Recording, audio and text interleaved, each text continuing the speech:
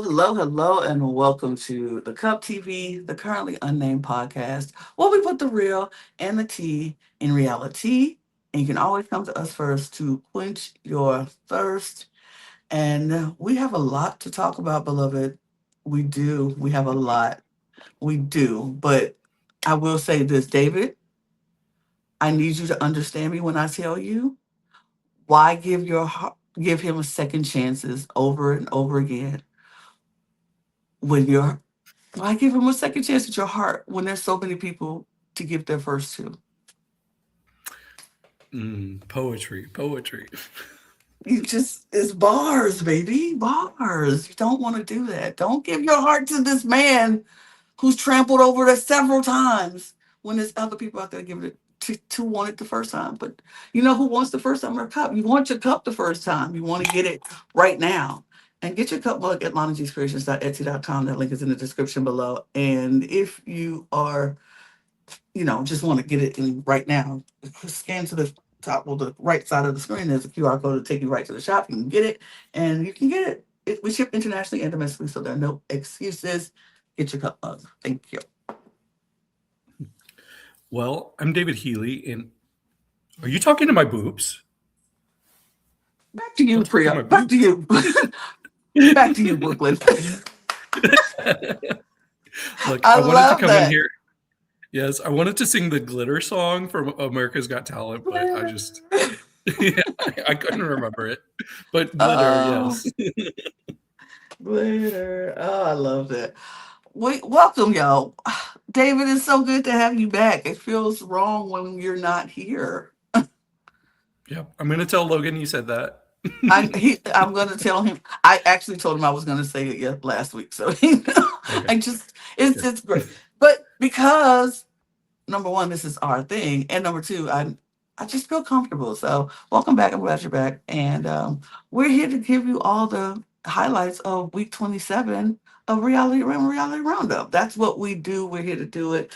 And we have a lot to talk about because new shows have entered the chat and we have to talk about it because it's a lot. It's a lot. And I don't want to waste any time doing it because, so I'm not going to. What we're going to do is subscribe to this channel if you haven't done so already because we are giving you all things competitive reality television. And it's just time. We love it here. We want you to love it with us. We love giving you the information, the tea, and all that stuff. But we want you to enjoy it with us. So follow us on this channel if you haven't done so. Subscribe, hit the button below, like all the things and notification bells and all the things that say you support us because we truly appreciate it. We're trying to get 1,000 new subscribers. We're almost there, y'all. I see the growth. I see y'all coming in. I see y'all liking this channel and subscribing. So I want y'all to come on, do it some more. And thank you. Subscribe to this channel. All of our other channels. Our drag channel is popping. It's off the chain. It's busy, busy, busy. So I want to give you the opportunity to go follow us over there as well as over here. All the links will be in the description below, as well as our audio podcast links, our Patreon links, all of our socials at the Cut Pod on Twitter, Instagram, TikTok, and Blue Sky. We got a lot going on. So we also have a form in the description in our Google form. If you have ever said, "Hey, I want to talk about reality television or drag or all of that you talk about," we're looking for podcasters. So if you have a setup, you have lighting, you have good audio, and you ready to talk, we're ready to have you. So join us. Send us in the form. Click the form down in the description below. Click the form. Send the video. DM us. Do all the things, and we will truly, truly get back with you as soon as we possibly can. And you can follow me and David too if you want to on the socials. Why not? David, we got a lot to talk about, so let's just get right into it with our variety of song shows.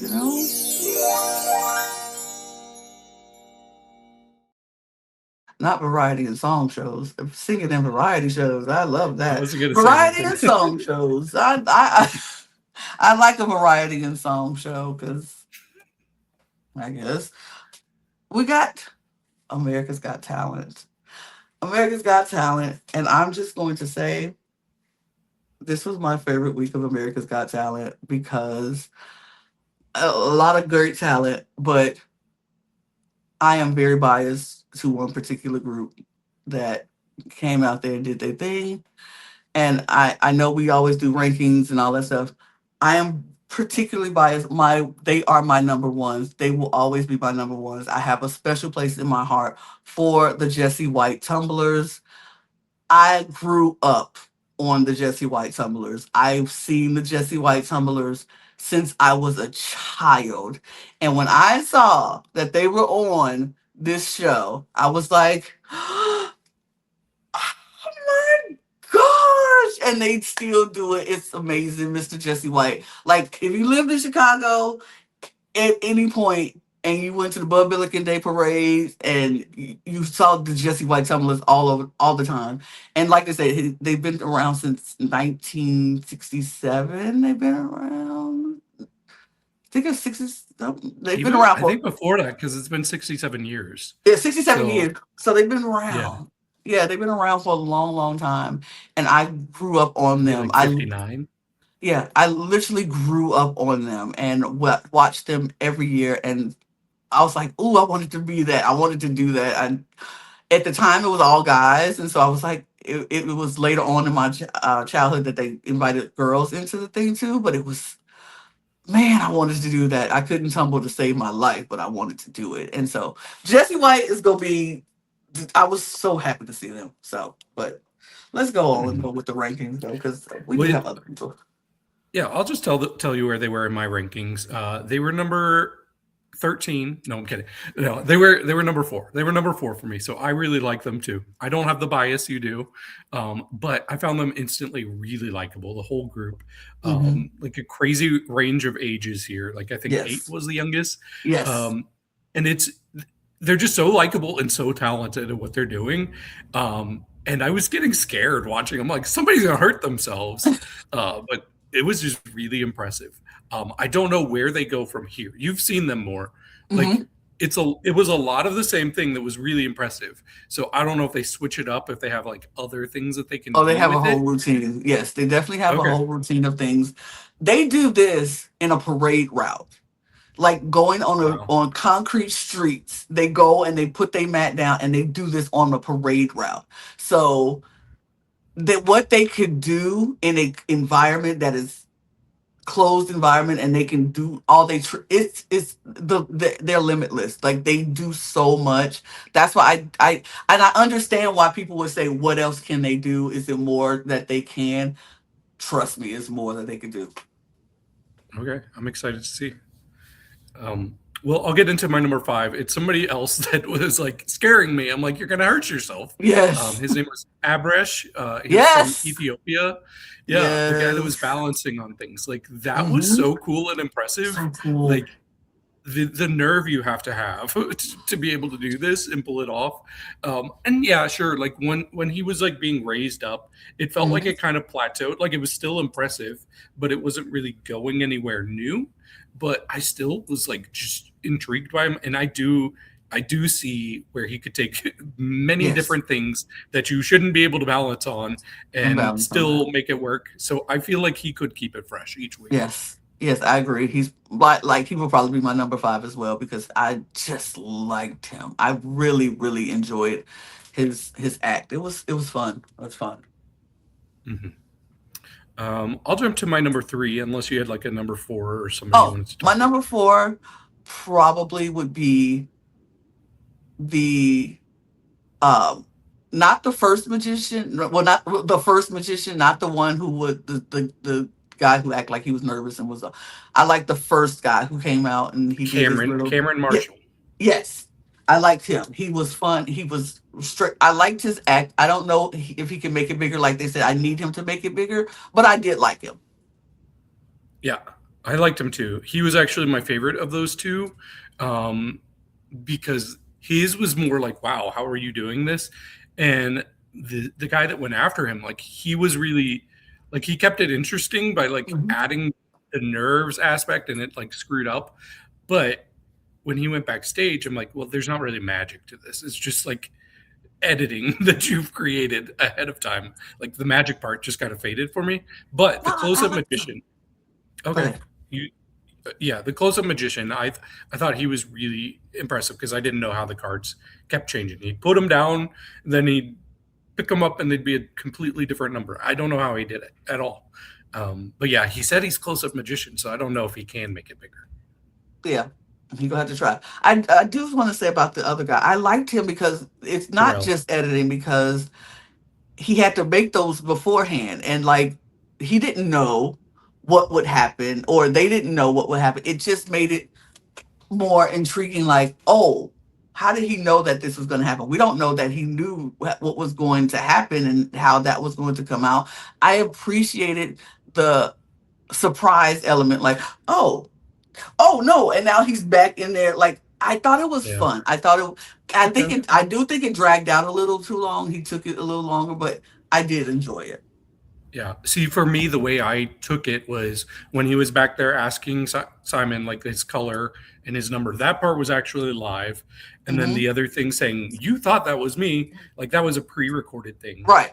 And then he ended up coming back around, and then I was like, okay, what about the turquoise 77? Like nothing came of it.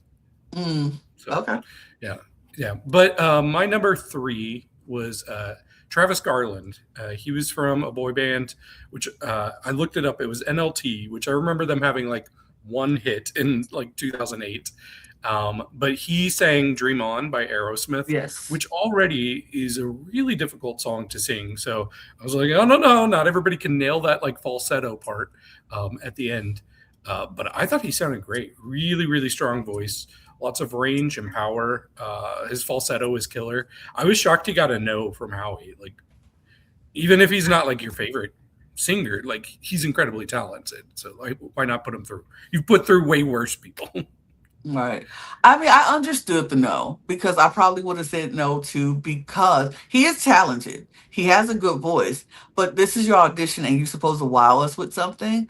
And that you just sang the song, the cover, just like the song, like make it your own and give us something different. We've heard that song so many times, 1,000 million times on these shows. And you want to hear, but I probably no, I probably wouldn't have told him no. I probably would say yes, because when it comes to Dream On, I always listen for a specific part of the song, and if you can nail that part of the song, it's a yes for me. And he nailed it. He got it, because and I want to hear the high. And if you do it and you do it cleanly and nail it, and then you get that. I That's what I live for in the song. And if you get that, you got it. So yeah, I was okay, but I do want him to make. He know better. He was in the boy band. He was in that industry, so he know he got to turn a song out and make it into his own and give it. But he'll learn. But he definitely has the talent. He definitely has the talent. Mhm. Who was your number three?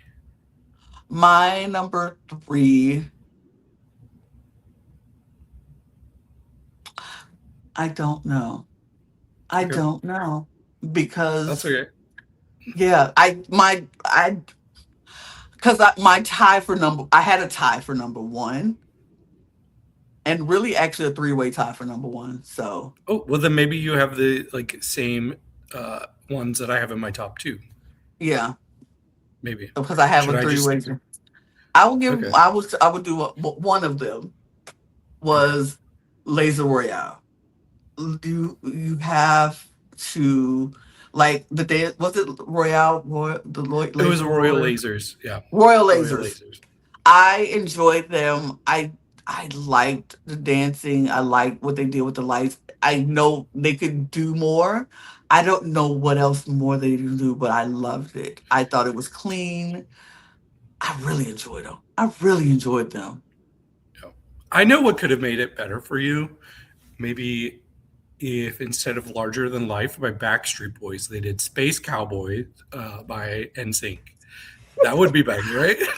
You know what? I will say Space yes, Cowboy would have been perfect for this. yes, but I understand larger than life because of they were being larger than life with the lasers and things. I particularly don't like. It's one of the better Backstreet Boys songs, "Larger Than Life." I'll say. Yes. In case you don't know, Lana is an infamous Backstreet Boys hater because she Yes. only has a room in her heart for one major boy band from the late 90s, early 2000s. I have, and you know what? I have, they take up the majority of my heart, like 98%. And then 98 Degrees has that other place because I like them more. Fair. Okay. Yeah, well, this was my number one of the week. I was so impressed by this. They started out as backup dancers on the America's Got Talent Vegas residency. And I know like people probably are like, well, that's not fair if they're already associated with the show. And here they are getting a golden buzzer. But like their talent speaks for This themselves. happens. Yeah, What they did was incredible. it's I've never incredible. seen anything like this. Like this is something like there's not been a lot of acts so far on the show that I would be like, oh, I would pay to go see that. But this one, absolutely, because the sky's the limit with what they could do with these lasers and lights and the screen. Everything was so interactive. It was incredible. Like they legitimately looked like they were disappearing anytime the lights Hmm. went off of them. So it was blowing my mind. Yeah, so Yeah. they were my number one. Um, but I'll tell you my number two, which was a pretty close number two for me. One of the more Mhm. surprising people of the week. Her name was Nene. She's from Nene Thailand. Royale. Yes. That was She, it. yeah, she turned 16 the day after her audition, but she was playing the electric guitar and doing like this screamo version of Zombie by the Yes. Cranberries. It Yes. was so unexpected. Her voice was incredible and it felt really genuine too. Like you would think somebody from Thailand doing like a screamo version of the song, like looking like a cute little girl, wouldn't feel Mhm. authentic, but it felt like this is what she like eats, sleeps, and breathes. So I was blown away by her. I also thought it was really cute when she was standing there, like getting her critiques, and people would clap, and she would just be clapping along too. I was like, "You're so adorable." Adorable. But yeah, she's so talented, and I hope she goes far. Nene is a true artist. Music is what she was born to do, and not everybody is born to do music, but they can do music. She was born to do music. She is a artist. She can play. I know she writes. She has to write. Like if she is not a songwriter, I am shocked. But she is a true artist, and then that voice is so good. Like you would never expect her to get up there and just start rocking out the way she did, but it was the best. I have not seen a girl rock out like that in a minute, Hmm. and she is doing it, and she's incredible, and I love her. I want the ultimate best for her. I want her to, if even if she don't win this show, she gets on tour. She gets her band together. She gets on stage. She go a record deal. So I don't care. I want the absolute best for her. She is 16 years old, and I need everybody to protect her with your life. Like put bubble wrap around her and let her go out and perform, and then wrap her back up because she is too precious. She is too precious. She is so talented. I love her. She was like, I literally was watching it and I was eating my breakfast and I'm watching the show and I'm like, I stopped. I'm like, whoa, what is this? She's amazing. Absolutely amazing. Yeah, she could win this show. She could win this show. And as much as I love Jesse White and my heart is with them, she could win this show. It's a lot Hmm. of talented groups and people who have made it through on this show. Some people not so much, but she is one of the people, she's a front runner for the show. I definitely believe that. I agree. Um, I will shout out Neil and Brian who came and did their original song of Glitter. I mentioned it in the intro. It was fun. Like obviously it It was wasn't fun. good, but it was fun, and it was nice seeing Simon enjoy it because what's interesting is Simon loves acts like this on X Factor UK, and acts Mhm. like this often go through and they get voted through like continuously until you get tired of them and you're like, wait, why is this person still around and we're at top 8? Right. But he loves his bad acts.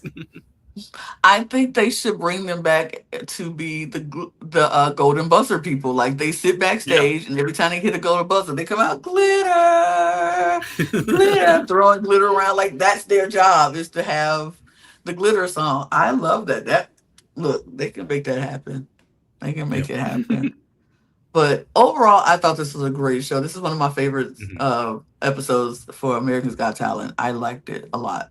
Me too. Yeah, I thought we were done with auditions, but nope, we're not done with auditions. I think we still have auditions next week too. So no end in sight. Well, we got lots of people and lots of auditions, but I will look. I'm gonna stick around. I can't wait. I can't wait to get to the live show. I'm really Me excited. Well, too. not the live show, but I'm excited about it, and I can't. I wanna vote, people. This will be my first time voting if I've voted for Mhm. America's Got Talent. I've never I don't know voted if for America's. I think I voted for Bianca in season one or the rapping granny in season one, Mhm. but that's been a long time. It's been a minute, but okay. Well, one of the new shows that started out this week was Project Runway, and we are going to be covering Project Runway here on this channel. Every like tomorrow, you'll get our reaction to Project Runway tomorrow. So on the recaps, we do a full recap on tomorrow. So, but it's fine. We'll give you our brief synopsis here. Um, Project Runway has a lot of interesting characters, I will say. This season, interesting characters is the least of it. Like, we definitely have Plain Jane and Q from Drag Race.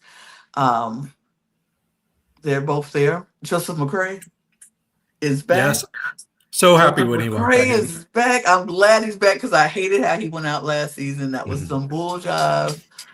And, and It's time to so wake up. it's time to wake up, period. Wake it up, people. Wake it up. Joseph McCrae is back. And Yes.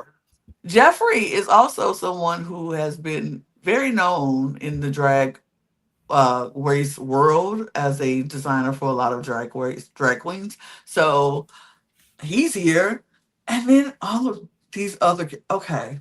I'm gonna start off by saying this. 22 people is a lot of people, and don't ever do this again. Don't start next season with 23 people. Like that's ridiculous. Keep it down. It's too many people to remember, too many designs to walk down the runway. I can't remember them all. Please don't do this anymore.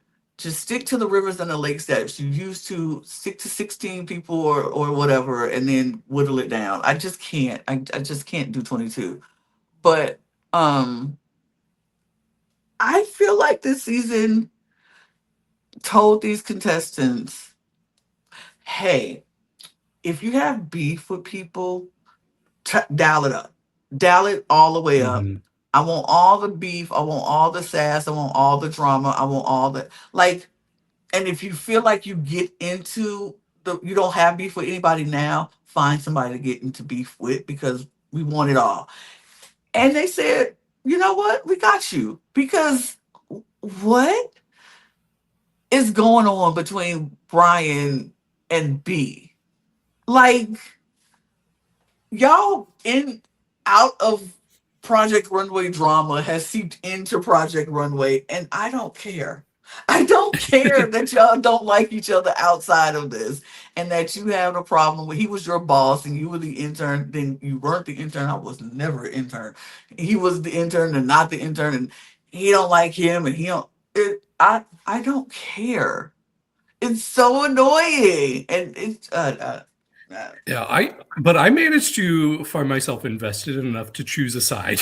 I don't know about you, but I picked a side, pick and the side. I'm pretty Whose side are solidly you? on.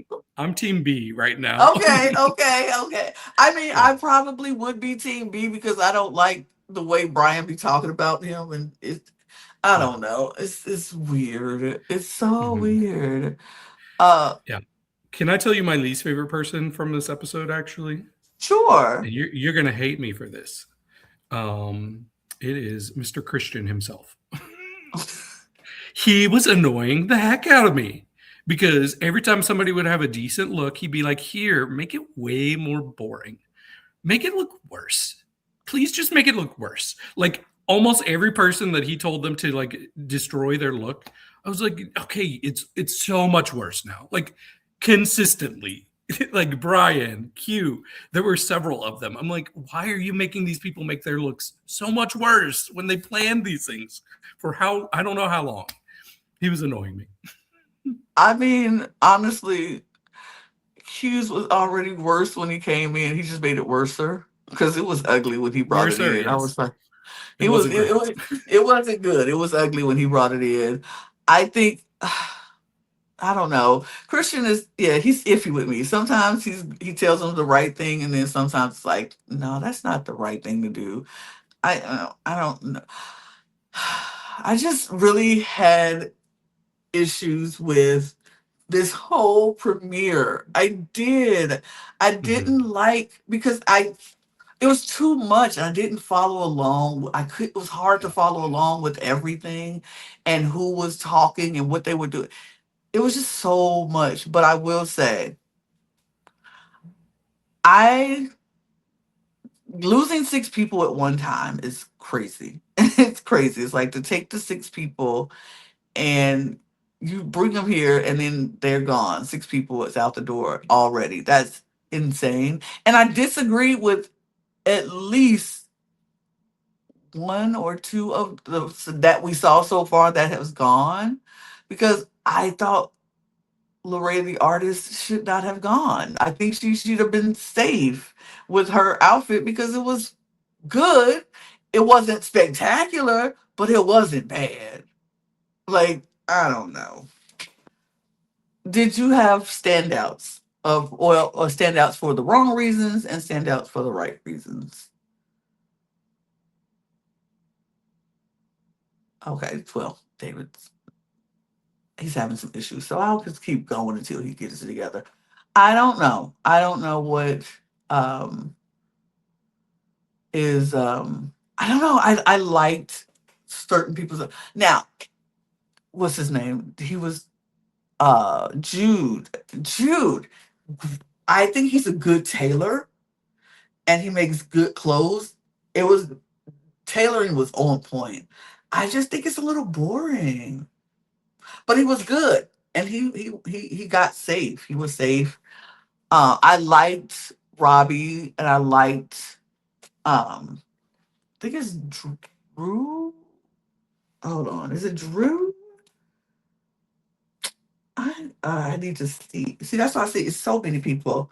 I like I think it's is it Andrew or I can't see what that says, but I liked Robbie. I thought I liked her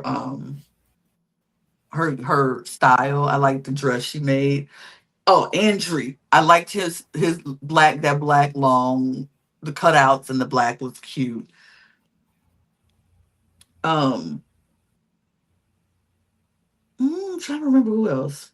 Joseph McCray. That was good, but it was Joseph McCray. You knew it was Joseph McCray when it walked out the runway. It's his signature Joseph McCray style. I wish he Period. kept the wig. Uh, I love the wig. I thought it he was was hilarious when Christian's like, okay, what's going on with the hair? And he just takes off the beanie and you see her hair is just up and the wig is going around. That was so funny to me. that's so dumb. I think my standouts are Andrew, Bobby, Chloe. I liked her red with the backless uh top, and that's all I remember. Oh, I like Bai's jacket coat. I think Yeah. that was one of the moments that I said, Christian, you told him the right thing to do to get rid of that shirt underneath it or the dress underneath it, because taking off the top underneath it and just having the jacket made it more fashionable. So I liked Bai's jacket too. But what were your standouts? Yeah, so I went ahead and made a top six and a bottom six since I knew that's how they were going to do it. But mine I definitely have disagreements with the judges and apparently with you as well.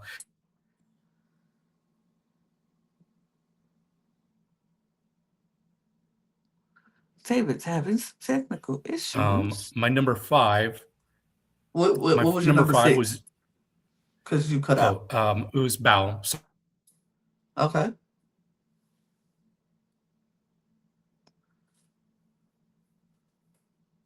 but um, You cut yeah, out again.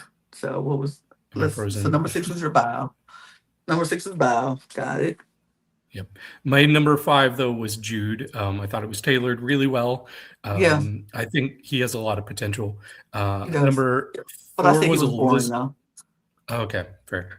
Elizabeth. I really like that one with all the like kind of pink like textury look. Oh, that's her. Okay. Yes. I liked her. Yes. Mhm. My number three was in the bottom. It was Danny. Do I remember what it was off the top of my head? I don't remember, but I remember really liking her look. Oh yeah, it was the one that they thought was way too much going on. There was like orange. It looked really cool to me. It looked like something I do not see every day. No. Yeah. My number two, I was shocked he was not in the top, was Naheem. I thought his look was Yes. great. I liked his suit. I thought it was so Mhm. good. Yeah. My number one was Joseph McRae, though. Like maybe it's bias from last Maybe. season, but I just thought it was a perfect signature type of look, and it was just really well done.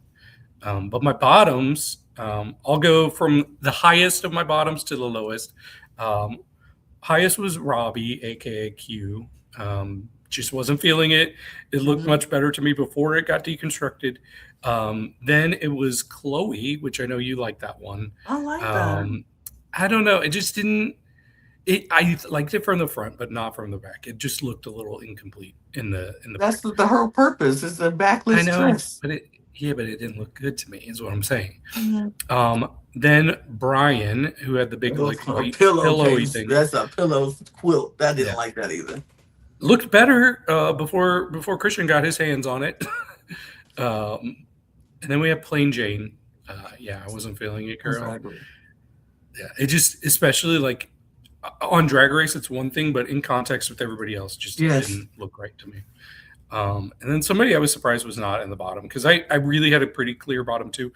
I like him. I wasn't ready for him to go, but Aaron, I was not feeling his look at all. The big white thing, it was like a big white Oh. cone. Mhm. Yeah, I don't know. It's making me nervous because I do like him. But yeah, by far was Andrea. She was the worst for me. Yeah. I don't like her Oh, style. I had to, and I have to throw in Jeffrey on that not like list because that was, I know that was somebody that was Mikey Meeks look Mikey. on. Hmm. I did. It's good on Drag Race, not on Project Runway. Yeah. It was not. It was just costume design. It's ugly. It was, Sorry. yeah, in my bottom half. It looked better on Mikey than it did on this model. Yeah, it did. But Huh. uh, My thing though is here's what I think. So I know you were talking about it when my computer froze, but with when you're bringing in so many extra people, I think it's kind of pointless if you're going to get rid of six right off the bat. So what I was expecting and what I think could have worked is if early on they were put into teams and they were eliminated in pairs. Especially if you got like some of these like contentious duos together, or even like Andrew and Bobby, they're friends. They're both speaking in Russian together. Put them in the team. But I think that would have been interesting to see duos get eliminated, and then eventually it becomes like a free for all instead right. of just getting rid of six people. And have we talked about the bottom four yet? That's still there. No, we haven't. Okay, because I have some thoughts on that. Go ahead. Yeah, so we did find out like who was the bottoms, and then several people were told they were safe. So now it's come down to four people. Arboni, Albany. yeah, Jeffrey, Robbie, and Plain Jane. So Three, three three of of the them are bottom gone. four. Yes, three of the bottom four are leaving, and three of the bottom four are people who are drag designers or drag artists. Um, Here's my thing. I think any drag queen or drag designer, if you get a call for Project Runway, just say no. Say no. They don't value drag aesthetics on the show. Law Roach apparently hates drag. Like, I don't know why he's a judge on Drag Race because he cannot stand anything that looks like a drag look. So I think they should all say no. Were these people great? No, they were not. They probably should be the three that go out of these four. But yeah, I think this has made it very clear that that aesthetic is not valued on the show at all. I mean, but Utica was there last year, and Utica made it all the way And to the she heard it finale. too. She But heard it too. She had to keep changing and she, not being true to her own aesthetics for the I mean, show. but that I don't know if that's true to your own aesthetics, but I don't think drag is fashion is one thing. Fashion, people who do drag and can make fashion work. Like I think a Suki doll would be great on the show. I think um oh, what's the girl? What's my girl's name? She's from Canada. Mm, oh goodness. I I can't wish I remember could. her name. Oh my gosh, but she's amazing. But I think she would do well on it too. Oh my gosh, I'm going to drive me crazy. Oh no. But I think people who like I think Plain does drag and tries to make it fashion. But I think Suki is fashion that could do drag. So I think it's a certain aesthetic, and I think Utica did that. She had her moments, and it was iffy, but she knew how to turn it into fashion, and that's what it is. If you want to be a designer, a fashion designer, you really have to make it have it something where people will want to buy it, and then it's so great or so exclusive that it's runway, like only exclusive this. And I don't know if they have that. Well, I think Jeffrey out of the three could do but that just wasn't his best look come forward. But I don't know. I think they could do it. I think most drag artists, if they can, so they just have to get out of the mindset of drag for a second and make it fashion. It's called editing. Edit that down. You can Yeah. do your drag, but edit it down a little bit to make it fashion because the fashion industry is it's funny that way because sometimes something great could come out and it be very draglicious, and you'd be like, "Oh, that's a it's high fashion, da da da," and then sometimes it just don't work. So you just have to find your balance.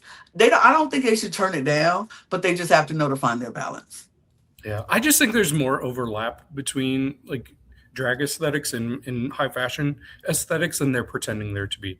Like, I don't think Ethan would have gotten half of those criticisms last week or last year if they didn't know he was a drag queen. Like, I think Mhm. the fact that they know is affecting the way they're viewing a lot of these looks too. Um, and you can't tell me Law didn't know that there were drag queens on this cast. He Of knows that. course, he knew exactly who was drag queens. When he saw that plain Jane look come down the runway, he said, "It's a drag queen up in here," Yeah. and it's I'm a saying drag he queen design. already knew for a fact there was a drag queen. They told him. I'm They may not have sure, told him who, but he knew there were drag queens in this cast. but Yeah. But yeah, Law, after this, I'm like, Law, you can leave Drag Race. If you don't like drag, leave Drag Race. I don't think it's he don't like drag, but he also I has to think he be a doesn't like fashion. it. I think he does like it. I just think also he is very very real respected in the fashion world, and he has to do fashion because as much as we like drag or whatever, some of that stuff will never make it in fashion magazines. Never would be in Marie Claire and Vogue and Cosmo. Like that's not the kind of stuff that they look for. So you just have to be able to be versatile. I think drag artists is you can do that. I think Q and Jane can have a chance at this and do this. They just have to be versatile and they have to be like, okay, that don't work for here. Let's just change it up. Yeah. And that's in every I don't think position in the world. I don't see it for playing. I don't see it for No, I don't see it playing for her at at all. all. I don't see Q it for her. Maybe. Q had some very high fashion moments that she Hmm. created in her season. So um, I'm going to guess that they keep Robbie/Q.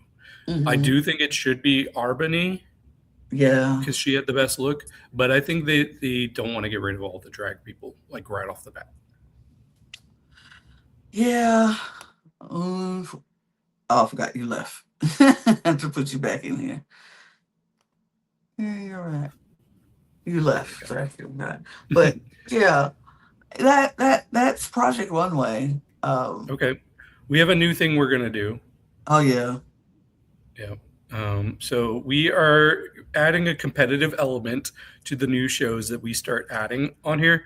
So yeah, we have one episode, and we are going to try to predict the winners based off of one episode. um, so, do you have a winner prediction from this cast so far? Hmm. I have like three that I'm I'm looking at debating three. I'm between. looking at Yeah. between three also. But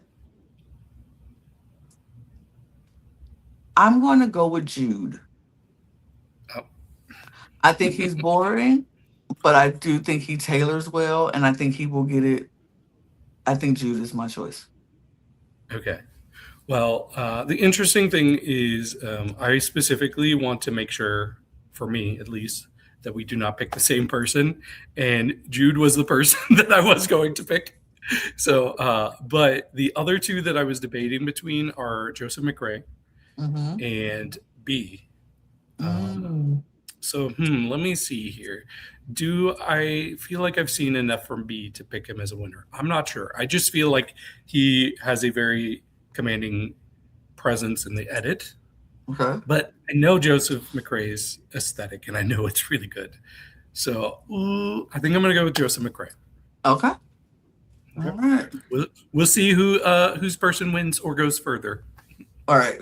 Just, I think it's Jude, though. I'm going to Yeah, stick that's so with, funny. I literally wrote Jude. but let's get into some social strategy, shall we?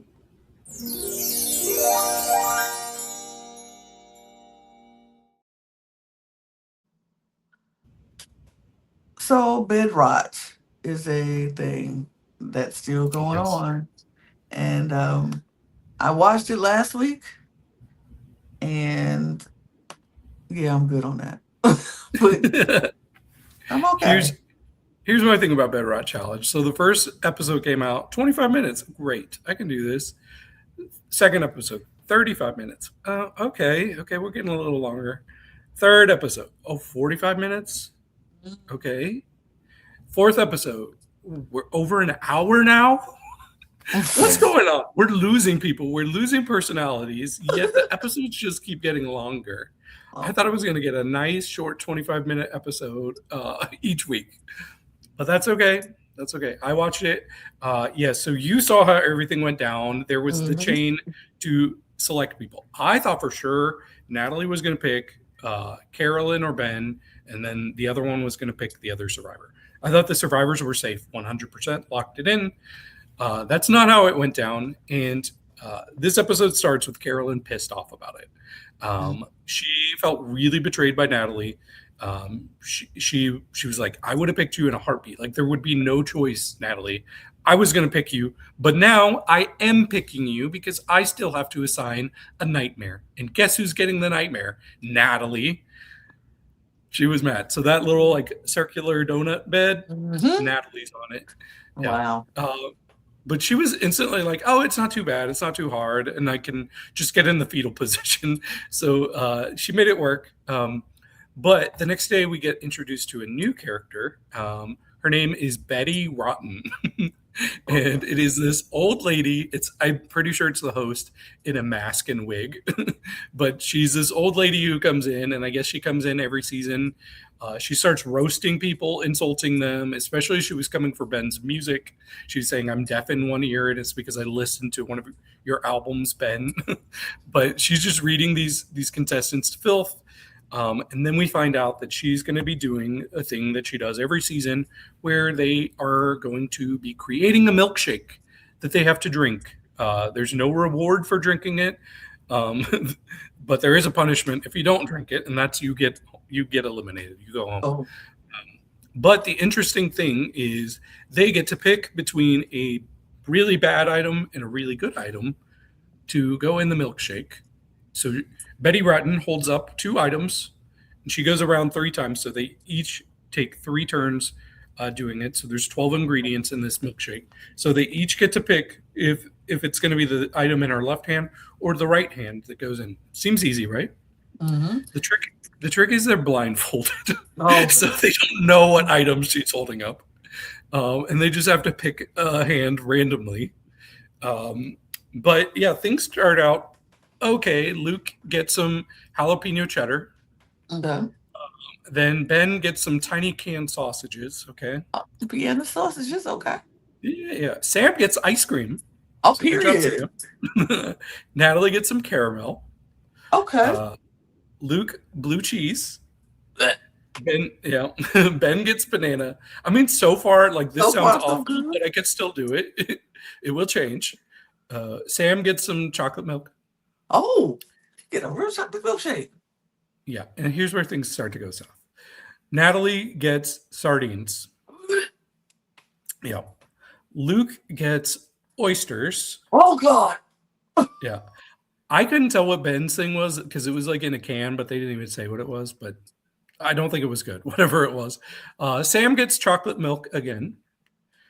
And then Natalie ends off on squid. So all 12 of these items were combined. Oh, Sam into got one. it good. Oh, my No, but God. he didn't get it good because they're all combined in the same milkshake. Oh, wait. They take all the Yes. ingredients of every. Oh, I thought it was Yes. individual. Ugh. No, that would be great because he had ice cream and two things of chocolate milk. And some. Oh, my gosh. Yep. But they also get a bowl of dried crickets that they also have to finish. So That's some of them are like, "Ooh, should I just combine it?" Which I was like, "Oh, it could be kind of like a yogurt." And then the crickets are like granola you put on. at the top. Oh, So yeah, God. they each have their different strategies. Ben dives into it. He quickly takes that milkshake and he chugs it, like pretty immediately. He finishes it, but then when he's trying to eat these crickets, he just starts throwing up, which they're allowed to do. They have a little bucket they can throw up into. Natalie wasn't having any issues with it. She was just kind of eating it like cereal. She combined it and she's sitting cross-legged on her bed, just scooping it up like cereal, just looking at everybody. Her biggest issue was everybody else throwing up. That was kind of making her sick, but the food itself didn't bother her. Meanwhile, Luke, big public enemy, and now you know he wasn't too bad in the episode. It wasn't too bad. Yeah. So you didn't see the worst of him, but he's just watching everybody. He's not even starting his. I'm like, is he just not going to try?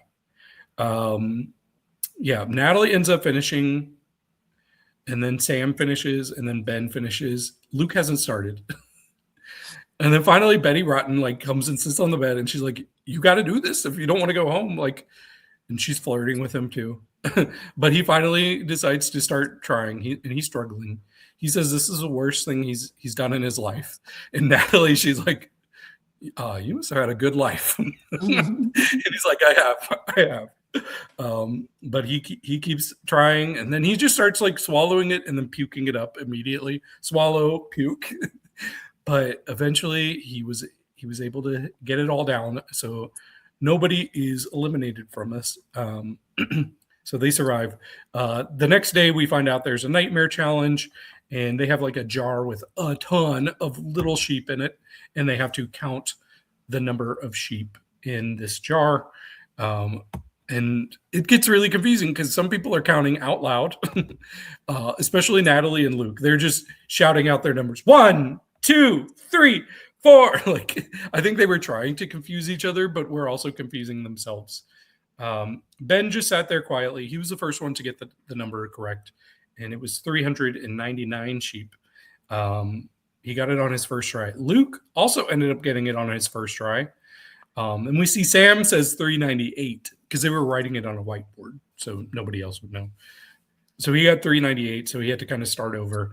And they keep going, and then eventually Sam gets it, and Natalie is the last one to get it, so she gets a nightmare, which will come later. But they also bring out a button. Oh.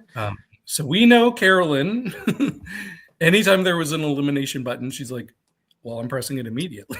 All 3 episodes, she's like, "Bam, I can press it? Okay, press." This time they're considering doing a truce and not going to an elimination challenge.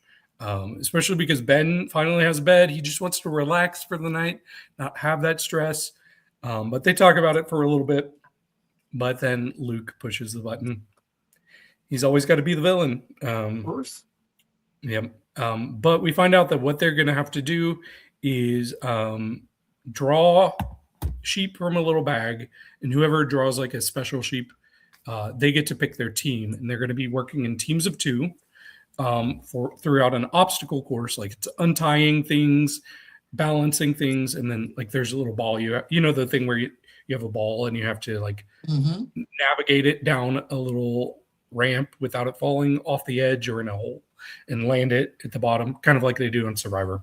Mm-hmm. But Luke, he draws the thing and he gets to pick his partner. Who do you think he picks? Sam? No, He Natalie. picks he picks Natalie. Yeah, especially because she's so competitive. She's Mm-hmm. won Survivor. She's done things like this a lot. But the thing is, like when they get started in this the obstacle course, the other guys, Sam and Ben, they take off on the lead, and they have a pretty like solid lead over Luke and Natalie throughout everything until it gets to the thing where you have to navigate the ball down the thing. Each person from the team has to land one, Mm-hmm. but it keeps going back and forth. I think Luke was Luke. I'm trying to remember which person landed the ball first. It was either Luke or Ben, but then it came down to Sam and Natalie fighting back and forth to see who was going to be the first one to get their ball to land. And eventually, Natalie lands it. So Natalie and Luke are safe. And we see that Sam and Ben are going to have to go up against each other in another challenge that we've seen on Survivor, but this is a much smaller version. It's like one of those like walls with a ton of holes in it, and you have strings and you have to pull something and make it go up there without your ball falling into a hole and then land it in the top. So we see Sam is doing really, really well. He's taking his time and he's getting his ball up there. Meanwhile, Ben keeps dropping his through holes. So I'm like, well, this is not looking good for our survivor Ben here. Sam gets it right to the hole, like right there. And then his ball falls, like without going in. And immediately he blames the host. He's like, "You have to watch how you're calling," because he's out there narrating the. I'm like, you're just looking for somebody to blame. Like him talking about what's going on is not why you lost that. But that happens a couple more times where Sam gets it all the way up to the top, and for some reason his little platform thing keeps like spitting it out before it can go in the hole. And we see Ben get pretty close too, but then we finally get a winner. It's pretty close, but Sam does end up landing his ball. So we lose Ben. Ben is eliminated, and he has a very emotional elimination. He's taking it very hard. He's talking about how like nothing ever goes his way in life, and he just had a whole monologue. Like he had to go. This was like off in the confessional area, but it was really sad. I'm like, it's really sad that like nothing seems to go your way. He even talking about his career. So it was a really downer way to end the episode. I feel bad for Ben, but he does get to pick a person for the final nightmare, and it's a baby crib, which apparently is an infamous nightmare, and he can only pick between Luke and Sam. I think because Natalie already has a nightmare that she has to do.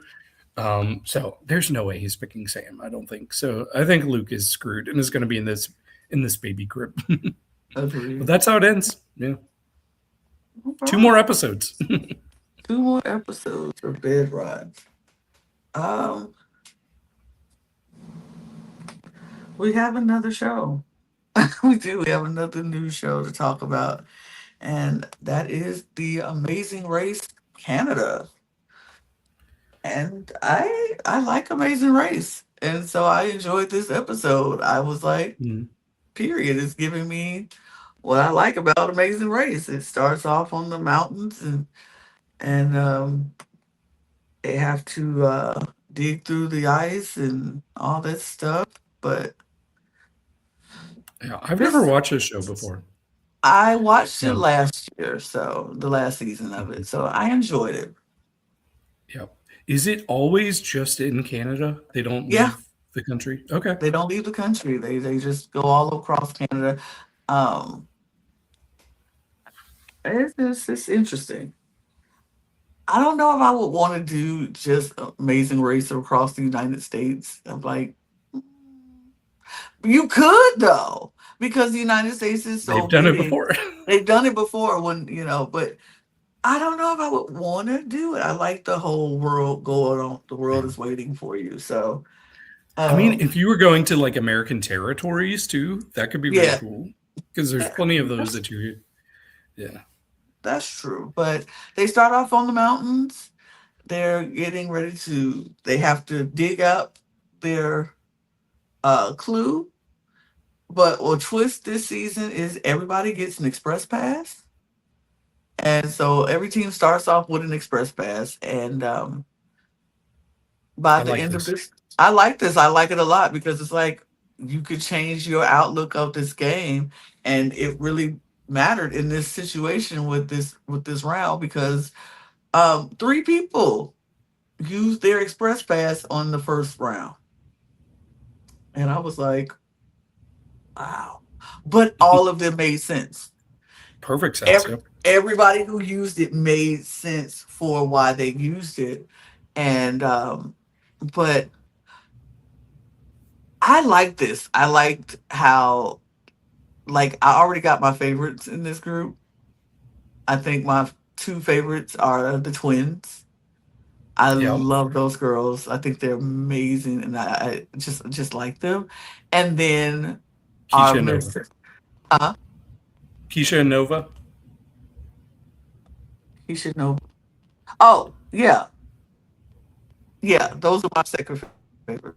Okay, yeah, because those were the two. Like, I knew as soon as you said there were two teams you liked, I was like, yeah, it's got to be Tina and Liz and Keisha and Nova because they were both super likable. I liked them a lot. I really really did enjoy them so very much. Um, I'm already tired of Mateo talking about his hair. Like I need. Is my hair okay? Oh my god, is my hair okay? Dude, seriously. Yeah, dude, seriously. But yeah, I really like them, and they had to pick, find their clue, go down the hill, go to their first shine, the detour shine, or shine or what was it? Shine or something? It was something else. But one was dancing and one was stringing lights. Yep. I don't know. I would have picked the stringing lights. I would have picked the stringing lights because I'm like, don't take much to untangle some lights and wrap them around this letter. And I would have picked T because they had to pick the letter in the word Whistler, which is where they were Whistler Mountain. Mountain. I would have picked the T because it's just straight, straight. I ain't got the curve. I ain't got to do nothing. Straight, straight. But Tina and um, Tina and Liz. Yeah. Liz, they were smart. They are figure skaters. They know how to figure skate. They know how to do choreography, so they picked the dancing one. And I'm like, hey, it works for them because if you can dance and you can pick up choreography really quick, that's what you do. But if you like me and can't, that's not what you do. So you do the lights. But they got out to a very very quick start. Yeah. Very quick Yeah. start. They got it on They their left first that try, mountain. right? Yeah, yeah, they got it. They left that mountain and never looked back. I think the funny, like, recurring thing throughout this episode was seeing like the different challenges Tina and Liz were getting to, and then we cut back to Maestro and Dwayne. At the These first poor men. challenge. Oh my Yes, they're sure still doing. sticking their poles through the snow. And they were right there if they would have just moved over a foot, a little foot, just move over and you would have found like they I felt so bad for Dwayne and Maestro. Like, oh, Tina and them be, oh, we just finished. And Maestro and Dwayne, we still looking for the first clue. I felt bad for my brothers. I felt bad for them. It was not a good start. Yeah. Um, And they were the one of the teams that used their express pass on the next, like they got down to the detour and they were like, nah, we got to use it. And it makes sense. They trying to get ahead and they moved on. They got ahead. Now the next clue after the detour, the roadblock, not the roadblock, it was another clue. It was a Moana theme clue, and I was like, period. I like Moana. Love Moana. I Mhm. love Moana, and it's coming out July 10th, so go see it. Um, I like Moana, and so that was a Moana kind of thing. They had to go out on the water and sail in their boats and picking up clues, little things along, 3 items along the way. I thought it was a good test for them. Good roadblock, not roadblock, whatever. It was a good task. It was a good task. I Yeah, it enjoyed it. was good. It was short and sweet and had a decent cross promotion in it. So, what else could you ask for? You know. And then after they left that task, they had to go do a roadblock, which, yeah, for me, I would have been like, yeah, no, I don't want to do that. I hope my partner could do it. But they had to walk the tightrope a little above 100 feet above the water, and they had to go out and get their next clue on this tightrope type deal. I'm not afraid of heights, but no. Yeah. If we were partners, I would do this because it kind of looks fun. It kind of looks thrilling. I'm a little afraid of heights myself, but I've actually done a suspension bridge like this, but Mhm. it had it had stuff to walk on, so that was Mhm. the difference. And it was in Vancouver actually, but it was a Okay. really cool experience. Like just looking like below and seeing like how far the drop off was and waterfalls in the background. So this kind of gave me flashbacks to that. I'm not sure where Squamish Canyon is. I don't know how close it is to Vancouver, but it looks beautiful. It is beautiful. It was this whole town when they were doing this. That was every place was beautiful. We had the snow, we had the water, we had it was beautiful. It was beautiful. Keisha and Nova did have a little problem with the cab driver Jazz, who decided to leave them. They asked you to stay, man, and then you left them, and you gave up their lead. They was doing good. And you He had to get lunch. was like, Jazz, man, you left him, Yeah. but he came back. He came back for him, but yeah, it was going out. Um, and then after that, then they made it to the pit stop at this college campus on their soccer field, which was great. And this was all another cross promotion for the FIFA World Cup that is actually going on right now between and it's all the locations in Canada, United States, and Mexico. They have them there, and so Canada was doing their big FIFA promotion, and Tina and Liz arrives first, and they get a heck of a first leg prize. I mean, a Right. lot. They get the Expedia points for the trip to Brazil and $10,000 for that trip. And then they get to go to the FIFA World Cup game and they get jerseys and they get the whole full VIP treatment, jerseys and tickets and game, and another $10,000. Like, whoa, Yeah. whoa. I was Good like, for them. that was a good, I mean, Amazing Race. I know y'all got Expedia on your side, but man, I would love that. I would love that. But they got a lot of good prizes, and so they came in first. Um, I don't Philip and Yeah. Felipe and Clara were the second team. yeah, they were the second team, and then Beck and Iman were they third? Yeah. Eamon and Eamon and Beck, I think, were. I don't remember exactly what the order was, but yeah, they were up there. I think Dana and Dana and Cordelia Cordelia. were, which I really Yeah, like them too. They're super I liked them likable. too. I did Hmm. too. I did too. Sasha and Sebastian, and then Hmm. Keisha and Nova.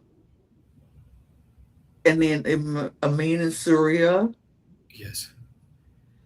and then it Yeah, came we had down to, huh?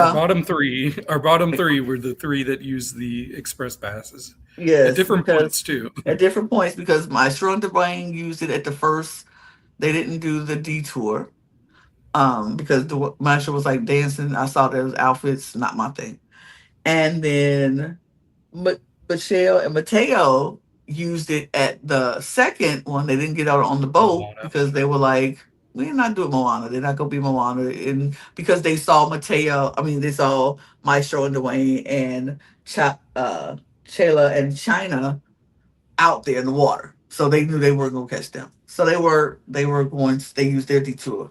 And then Chayla and China used their express pass at the roadblock because Mateo had already gone. She has fallen now off of this bridge, and Dwayne Mhm. is right there. And so they saw Mateo and used theirs. They're like, all right, we gotta use it. We just gotta go. We just gotta go. And so they left and used theirs. And so Dwayne and Mateo were like, okay. So that's how they got in order. That was the order. Mateo and Michelle were seventh. It's seventh, eighth, and ninth. Yep. Yeah. And Or eighth, ninth, and 10th. eighth, Yes. ninth, and tenth. Yeah. So they were eighth. Shayla and China were ninth, and then Dwayne and Mateo were in Yes. last. Mhm. Maestro and Dwayne were in last, and so they came up. And they knew they were last because they knew they used that their express pass. They had to, finish it, and they finished it. So they got there, and the host was like, "You are the last team to arrive. Um, if you had one wish, what would you wish for right now?" And he was like, "They were like, another day in this race," and he was like, "Wish granted." You know, Yeah. It'd be it was funny if he was like, another. well, we can't do that. Like, Right, wish for a cheeseburger. We could bring that out. right. But they wished for another day in the race. This was a non-elimination leg. I like the non-elimination leg at the first part, so nobody goes home right Yeah. away. Do they always do that, I wonder, No, for I don't Canada? know. I don't think so. Mhm. No, because I I think just somebody went know home. if I were these teams and I just used my express pass on a non-elimination leg, Yeah, I'll I'd be be like, pissed. well, crap. Yeah. I'll be pissed.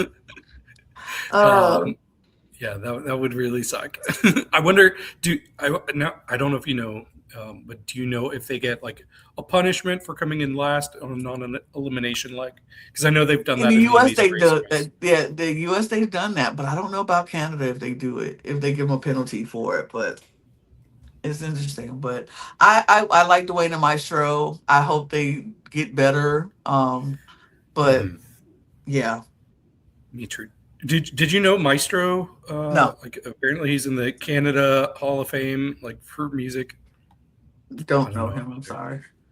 But your winner Well, predictions. Since I went my first winner for predict. Project One Okay. Day, I'll let you go first for Canada. Yeah. So here's my thing: is I think there are a lot of really strong women teams Yes. this season. Like three of the four women teams, I think, are really strong forces. But just knowing the history of the U.S.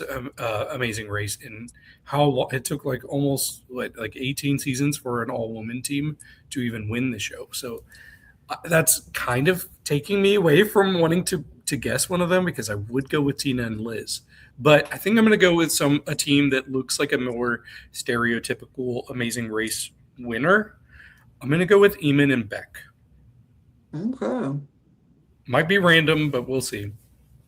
I'm still sticking with Tina and Liz. I'm glad you didn't, Okay, Secret, because I'm still good. sticking with them because I think they're strong and yeah, I think they could do it.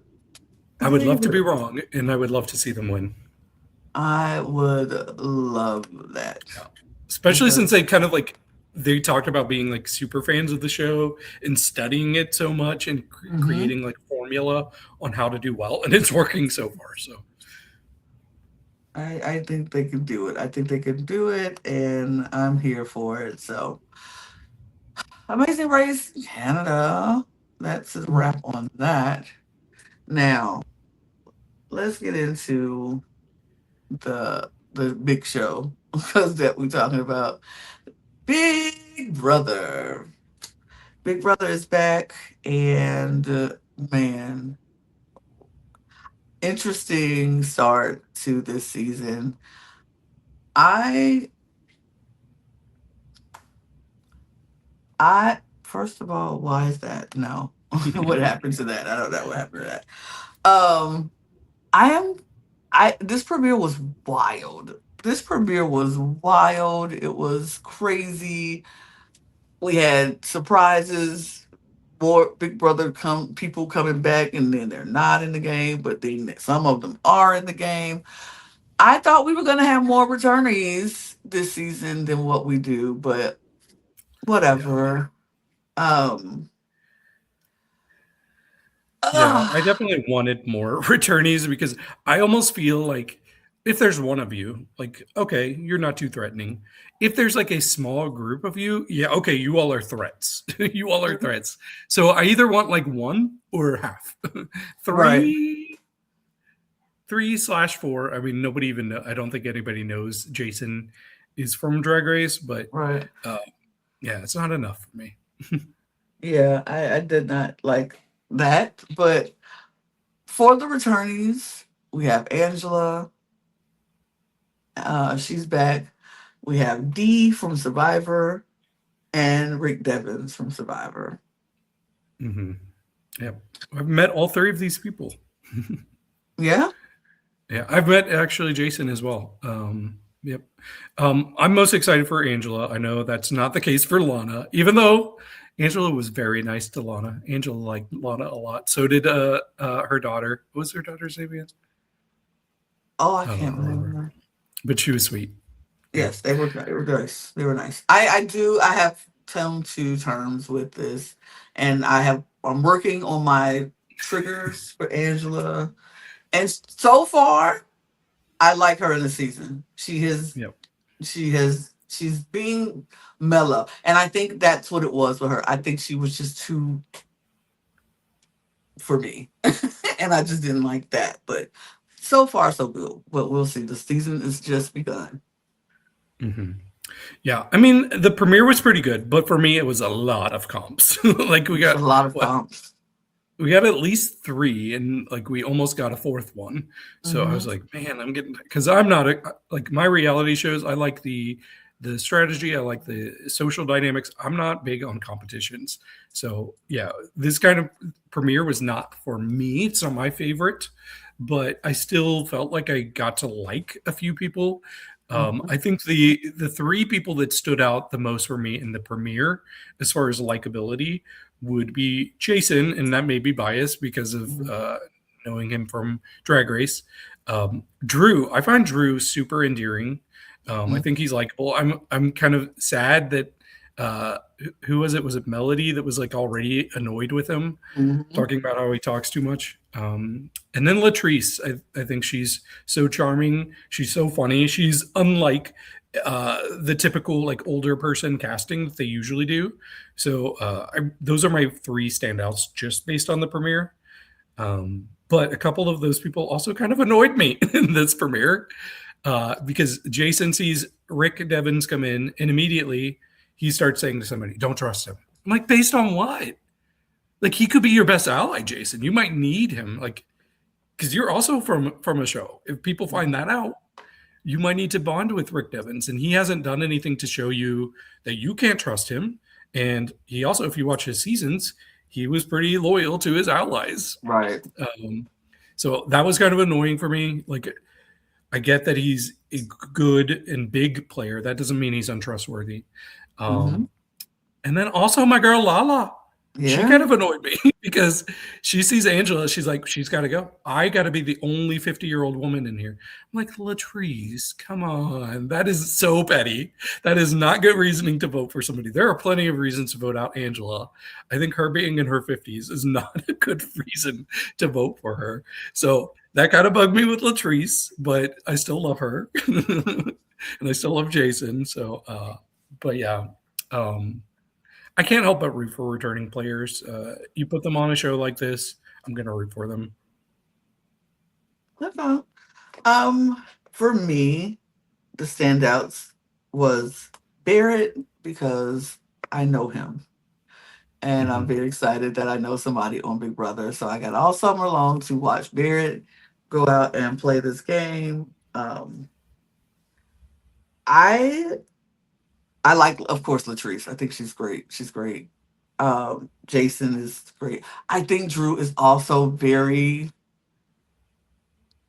he's very good at this game, and or what we Mhm. see. He's very observant and he knows how to read. He has good reads on this game already. Um, I like him. I like him. I have to say, I can admit when I was wrong.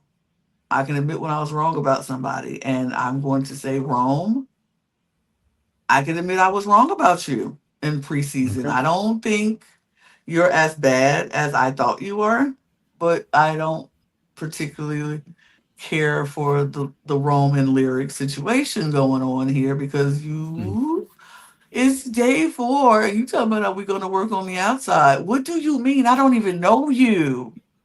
I don't even oh my god. I hate showmances so much on this show.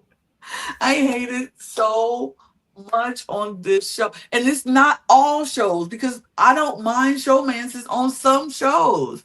But this show, it's I don't know what bugs me about showmances on Big Brother because Big Brother and showman it's probably because we gotta sit and watch it all the time and it's all the time and they in our face and it's con and I'm sorry if you're going into this game week 1 and you already like half of these people are looking for showmances and I'm like what do you mean we got 750 thou wow on the line and you worried about a showman. I can care less about you. I can care less about you. I'm trying to win that money. I'm getting cash money. And you talking about some, are we going to work on the outside? I want to sleep in my bed. I can't wait. I need to have sex. Like, what are we talking about? Lyric, you are an attorney. And I want to believe you are smart enough to be doing this as gameplay. Please tell me you doing this as gameplay. You smarter than this girl. But if not, girl, I don't know what to tell you. I don't know what to tell you. Yeah, I'm so over the showman's already. And then Kamu thinking you in a showman's with Haley when she liked Rome, but then backed up when Rome and Lyric was happening, and now you think you in a baby, you are in a one-way love affair with yourself. Haley can not care less about you. And I don't like you, Kamu. I don't like you because I think you are a gay rage baiter and but you homophobic. What? Yep. What? I don't like you, Kamu. I don't like because Yep. I don't like people messing with nobody's feelings. And it would be one thing if like he was liking homophobic posts from like years ago, but Yeah, his posts that he was liking were from last month, right. literally June. Literally, bruh, I Yeah. don't like you, Kamu. But Yep. uh, And we had another almost showmance until Jason was revealed some news about Barrett yes, that he was Barrett is like, not gay. he's like, no, I'm not part of the mafia. But Barrett knows, and Barrett has lots of gay friends. I know a lot of Barrett's gay friends that he's Yeah. talking about. I Oh, Nick saw him, City had an appearance on the show. yeah, Nick City and Brett from I know Brett who had the I'm like I know them. I Mhm. met them. Like I met Brett. So I love that. Yeah. So yeah, It's just we funny. Yeah, it's funny because like you probably know this, but like so much of like the history of being gay in America is you have to kind of code it. Like you have to queer code how you dress. So maybe other people can pick up on it if you're not going to say it. But the way Barrett dresses and styles himself is so queer coded. Like if I saw him in public, I would have zero doubt that he's a gay man. And I don't hmm make assumptions about those people usually hmm about people's sexuality, but he really dresses like visibly queer. And I Yep. think I said it under somebody's post. I'm like, he's a visibly queer straight man, and it's because he's from Austin, Texas, and that's the exception because Yeah. they keep it weird there. So I love it. I think Barrett is so funny because this is I know this is not the first time he had this comment because it happened when he was playing a game. I think he played Padlock, and I'm like, and that happened within his season. So people asked him that all the time. I think he gets it, but he, like he says, he has lots of gay friends, and he's like very comfortable in his sexuality and very comfortable Mhm. around the people who he's with. So it's okay to not be gay, and it's okay to be gay. So it's all It's right. okay to not be gay. It's okay to not be You heard it gay. here first. Straight people, it's okay to be straight, I guess. If you come out Mhm. the closet and tell them you're straight, it's okay to do that. But it's okay to be great gay too. So it's Yep. cool. I do I want to really talk about something. Oh, no, go sorry. ahead. Go Yeah, ahead. you all talked about it yesterday on your Big Brother live, but I we had didn't, but on they had. yeah the Unlocked yesterday. Oh yeah, yeah, we You all did. talked about Taylor and her interaction with Rick Devens, Hmm. which was very hard for me to watch because I really like Taylor too. Hmm. Um, but I think the thing is you have to like get in your head and be like, logically, did he hear me and just straight up said, I don't want to acknowledge her. I don't want to talk to her. No, logically, that's not the case. Like, he clearly, there were a lot of people talking at the same time. So I really hope that that doesn't make her spiral. I would be the first person that would internalize that and be Hmm. frustrated if I got ignored by somebody. But then I would have to try to tell myself, okay, logically, it just, he didn't hear me. That's all it Hmm. was. Um, so yeah, I hope that that doesn't create any unnecessary tension because I would like to see them both work together.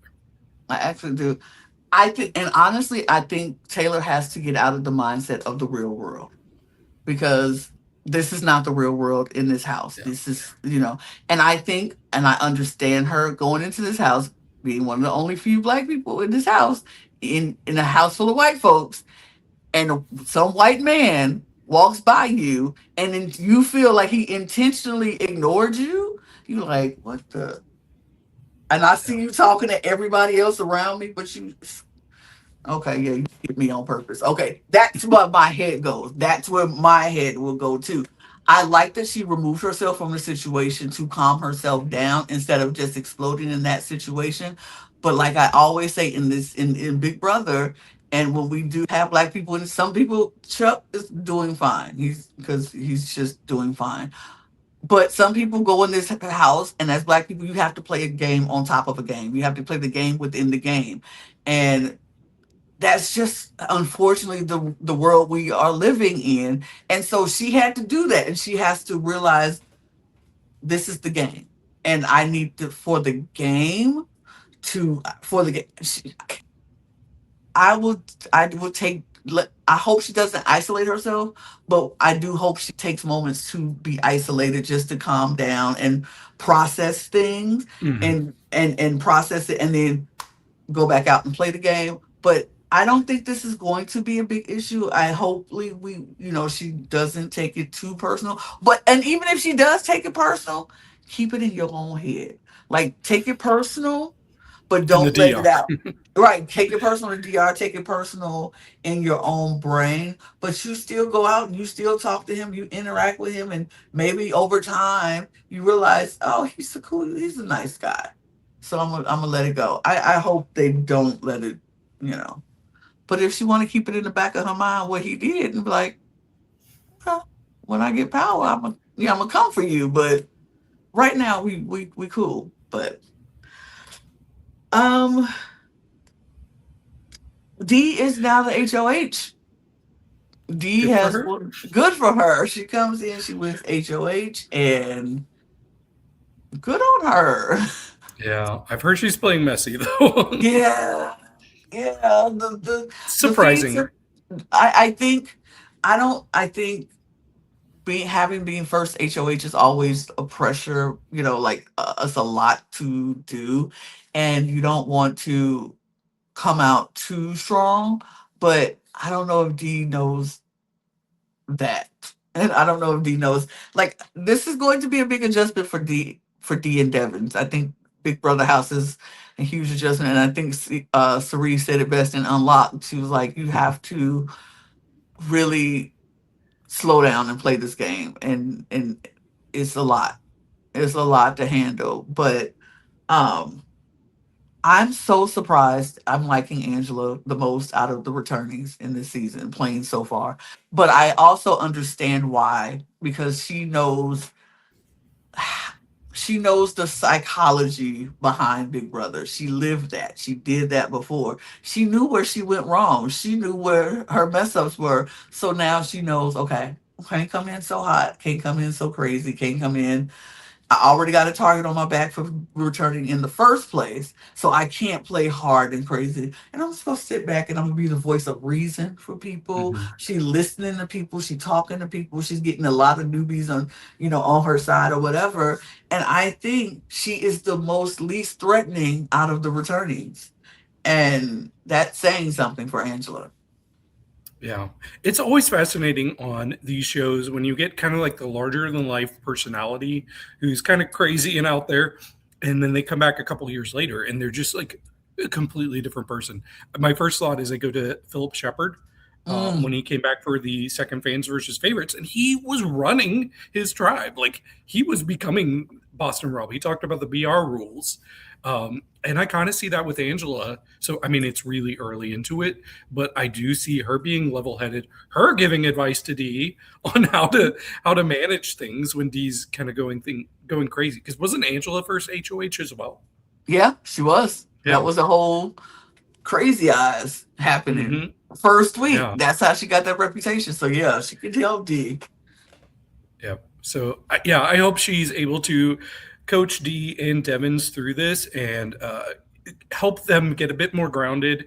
And because both of them are having some struggles, Hmm. but yeah, I need all of them to survive at least for a few weeks, like at least Hmm. till jury maybe. But we'll see. Maybe. We'll see. I don't think we're going to be so lucky though. I don't know. We'll see what happens. I think it's a lot. We have our nominees because all the competitions that people got shields and whatever. But the nominees are Taylor, Yash, and Mallory. Those are our noms, I and like all three. I I like all like all three three. too. I like all three too. But Dee said it was no she had no target in mind, but now it's looking like Mallory is the target because Mallory is losing it. She is spiraling. She is spiraling out of control. She's crying all day. And even her closest allies of Melody and Lyric are like distancing themselves from her now because she's just spiraling. She's telling people stuff, name dropping, and it's just not a good look for her right now. She might be a rocket scientist, but she ain't got no common sense. But calm down in this Big Brother house. A nomination is not the end of your game, girl. You got a veto and you got a blockbuster to go through. So Mhm. if you don't get the veto, you still got a chance with blockbuster. Calm down. Yash is taking it the best. I think he's like real chill about it. Like, ain't no big deal. He's still hanging out with D. He's still talking to folks. And he's like, you He's know, just happy to be in the he's cast. just happy to be there. And Taylor's taking it a little bit better than, well, a lot better than Mallory, but she's taking it a little hard. But she was like, okay, but I'm calm, I'm chill, I'm not worried about it. But she's spiraling. She's bad. It's bad for her. I don't know what to tell her, but girl, get it together. But I'm sure we probably have veto nominations and everything happening right now, but I don't feel like going to look for it as of right now. So we'll talk about it next week. But so far, so good.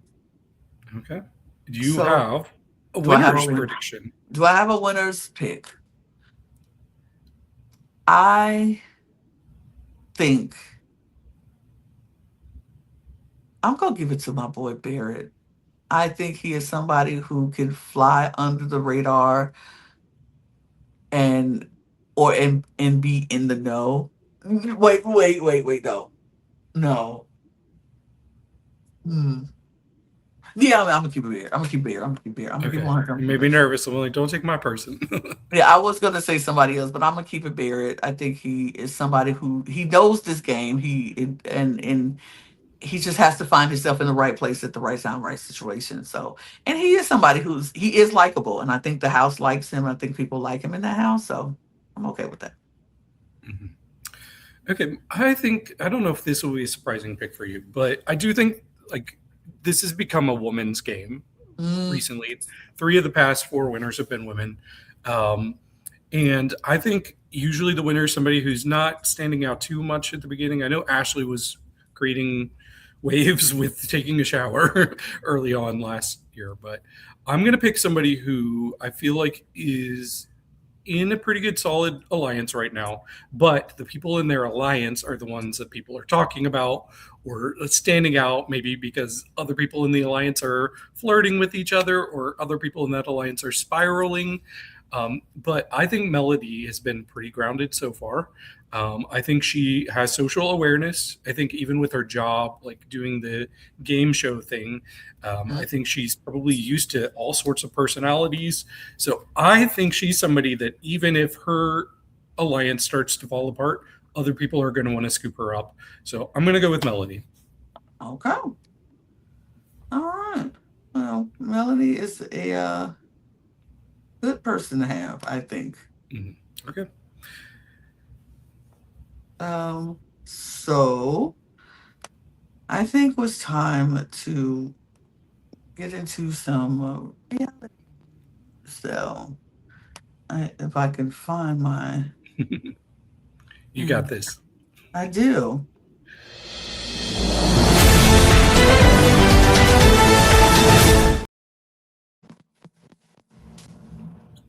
Okay, so it has been announced that there is going to be a special Traders UK themed episode of The Weakest Link in UK. So it was filmed and it features Wilf and Amanda from season one, Diane and Paul from season two, Fazia from season three, and Rachel, Stephen, and Fiona from season four. Really good cast. There's only two people that weren't traitors in that cast, too, Diane and Fazia. Um, I don't know. I might want to talk about this one episode on Reality Roundup when it happens, just because I love that cast. I love so many of those people. So I'm excited for this. Absolutely, it's going to be interesting to see. I like Weakest Link, so who Me too. knows? We might have to check it out. Um, the Emmys are coming. Emmy nominations are happening. The Emmys are upon us, and they have nominated some of our favorite reality shows. And yeah, this nomination for the reality competition program, Dancing with the Stars, RuPaul's Drag Race, Survivor, Traitors, and Top Chef. We cover everything but Top Chef on this show. Wait, is something missing here? For what? Wait, where's the Amazing Race? I know. It's stunning to me. Hmm. The Amazing Race is not there. I don't know. I don't Are we know. blaming the Big Brother people? Did the Big Brother people tank its chances of being nominated? I think so. Maybe they'll be back later because this is yeah, no. Amazing Race has dropped off for the Emmys, and that's The surprising. first time ever. Yeah. That's surprising, very surprising. Mhm. But What do you think's going to win from a? uh, I'm going to say the Traders probably. Traders I think probably. they're I on will kind say of a Traders. hot streak. Hmm. Yeah, yeah. But also for the hosts, we have RuPaul, we have Alan Cummings, we have Kristen Kish, Ariana Maddox, and Jeff Probst. Now they're probably gonna give it to Cummings. Yeah, probably. Do you want a confession from me? What's that? I did not know. I did not know Kristen was the host of Top Chef. I thought she was just like a Really? contestant on it. Yeah. Oh, So yeah, when she really? competed on the Traders, I was like, okay, here's their contestant from Top Chef. I had no idea she hosted No, it. she was the host, man. I knew that because That's yeah, funny. I love her. I actually love Top Chef, and I love her on Top Chef. But because I like when she took over for Pagma, I was like, oh, okay, love it, love that. But Yep. I'm very happy that Ariana got a Emmy nomination for Love Island. She's done a really good job on Love Island, so I enjoyed that. I think she's a But dark horse. you think so? I do. I think especially with how just big Love Island continues to be, like it is like season after season, it seems to grow in popularity. So I think it could be something where they want to kind of please the audience and give it to her. I can see it. I mean, I would love to see it. I love Ariana. I think she's great. But Alan is Traders is on a hot streak. But Survivor 50 was a big year, big season for Survivor. So Jeff Probst could and RuPaul, she can get through. I wouldn't be I'm mad any way it uh, goes, honestly. absolutely. So would not be mad at this at all. I think it's congratulations to all the shows who had their nominations. So good on that. Australian Survivor is gearing up to film its next season in Malaysia with a rumored theme of rivals. So that's fun. But it is also heavily rumored for to be the final season of Australian Survivor. And that's a bummer. Yeah, a big bummer because I freaking love Australian Survivor. I think it's been on a really hot streak the past like 3 or 4 years. And I don't know. I'm not ready for it to go. I really do think the whole getting rid of JLP was the start of the end for them, because they lost a lot of viewers when that happened. A rivals theme could be interesting. From what I understand, it wouldn't be like an all returnee season. It would be like real life rivals as well. But I don't know. Maybe it would be enough to reignite interest and hopefully save the show because I'm not ready for it to go at all. Yeah.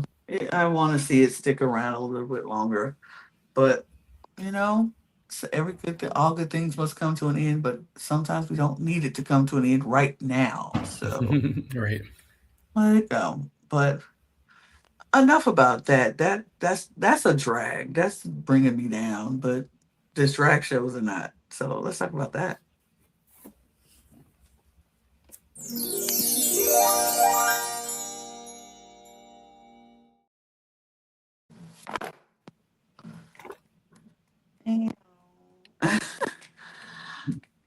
And I know you're very happy to use your Jimbo fan because I Jimbo know. is back on your screen.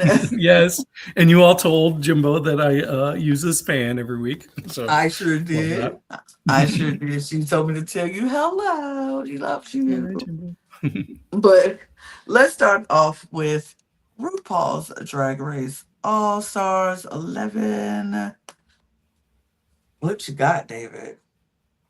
Yeah, this was an interesting episode. We got our Rate a Queen results. It seems like most of the girls were playing fair. Joey, though, had some questionable rankings. Joey, yeah, didn't Joey put, yeah, Kennedy Kennedy number first. one? Mm-hmm. And I can understand not having Kennedy last, or maybe not even fifth, but first is wild. First is wild. Um, but I don't know about you. This Silky and Akira thing, I still am not sure if it's real. I know that they had this drama on Twitter last summer, but I almost felt then, and I almost feel now that they were building in a storyline to help push them forward. And I think the fact that they're not explicitly talking about it means they don't want their storyline to end just yet. Mm-hmm. Let's save it for the finale. Let's keep it going. I don't know. I could be wrong. Do you think it's a genuine fight? Are they really hating each I other? don't I don't know too much about either Yeah. of them to know if there is a genuine fight. All I could just go by what they said because I don't know. I think so. Yeah. I mean, But they were really close their first season. What's interesting is, so you don't know this context, but they were in the final four. Do you know Evie Oddly? Mm-hmm. Okay, so the final four was Silky, Akira, Evie Oddly, and Brooklyn Heights. And Silky, she got to pick who she was going to lip sync against in the final like lip sync for the crown. And the obvious choice would have been Akira because she was not a favorite to win. It was Brooklyn or Evie were the big favorites to win. But Silky didn't do that. She picked Brooklyn, somebody who's a great performer. Mm-hmm. She did that because she was friends with Akira. She didn't want to go against her friend, and she didn't want to go against Evie because they had a big rivalry throughout the season. So it was wild that she basically gave up her spot to save her friend in the competition.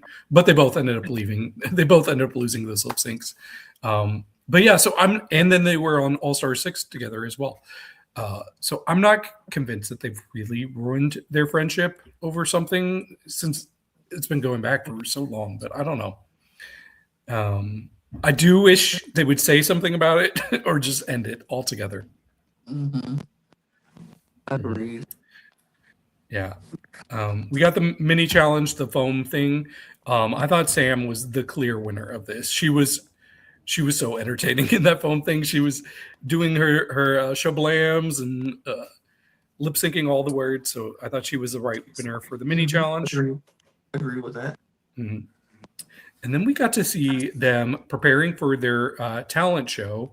And I've never seen this, I don't think ever, on any season of Drag Race, where we actually got to watch the queens walk their dancers through their choreography. Like we always see it and it's like, okay, the dancers magically know it. So it was really interesting seeing this dynamic for this episode. But I thought it was a pretty good talent show overall. I don't need to spend a lot of time on it, but I do have quick rankings if we want to go through that. Go ahead. Okay, so of the top 7, my 7 actually was Joey J. I think Joey J has done great so far in this competition. This was her one time where she kind of struggled. She had some sloppy moments in there that didn't quite land. Then for me, number 6 was Silky. I thought it was very Silky. Like it was a good performance, but I think maybe the performance was a little too ambitious. She's not as flexible as she wants to be, but it felt like a nice homage to the HBCUs. So I still liked it. Then for me, Akira was number 5.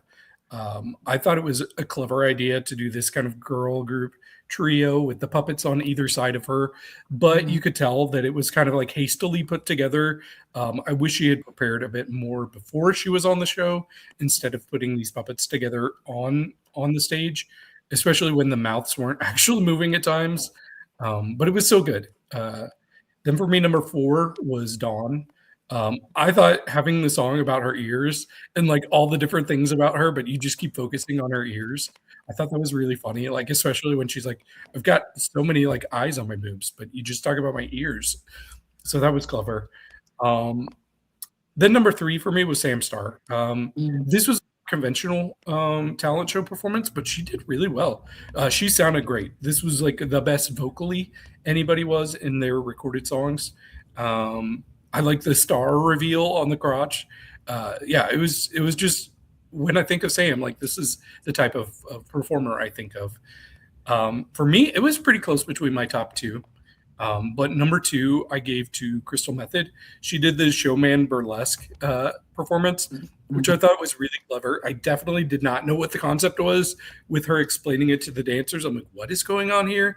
But the snowman just kind of ripping away its layers because it's melting because of global warming. That's actually really, really clever and really, really dumb. And then, of course, the carrot coming out of her butt was really funny. So, yeah, I love that. But my number 1 was Jasmine Kennedy. I was very impressed by this. She talked about being a cheerleader when she was in school, and this is like performance level I'm not used to seeing from her. Like I know Jasmine is a performer, but not this kind of performance. So I was very impressed. Yeah, there was one kind of wonky moment when they put her up, but these aren't cheerleaders that she's working with. These are dancers that she had to teach to Mhm. act as if they're cheerleaders. So I understand not everything would go perfectly with them, but Mhm. she showed an actual talent, and we don't get those a lot on talent shows these days. So um, the runway was also great. I think my biggest standouts on the runway were, I'll say, number three, Akira, with like the feathers and the reds and yellows, the kind of phoenix look. I thought that was stunning. Um, and then number two for me was Crystal. She was paying homage to her Mexican heritage. Really, really cool cultural moment for her.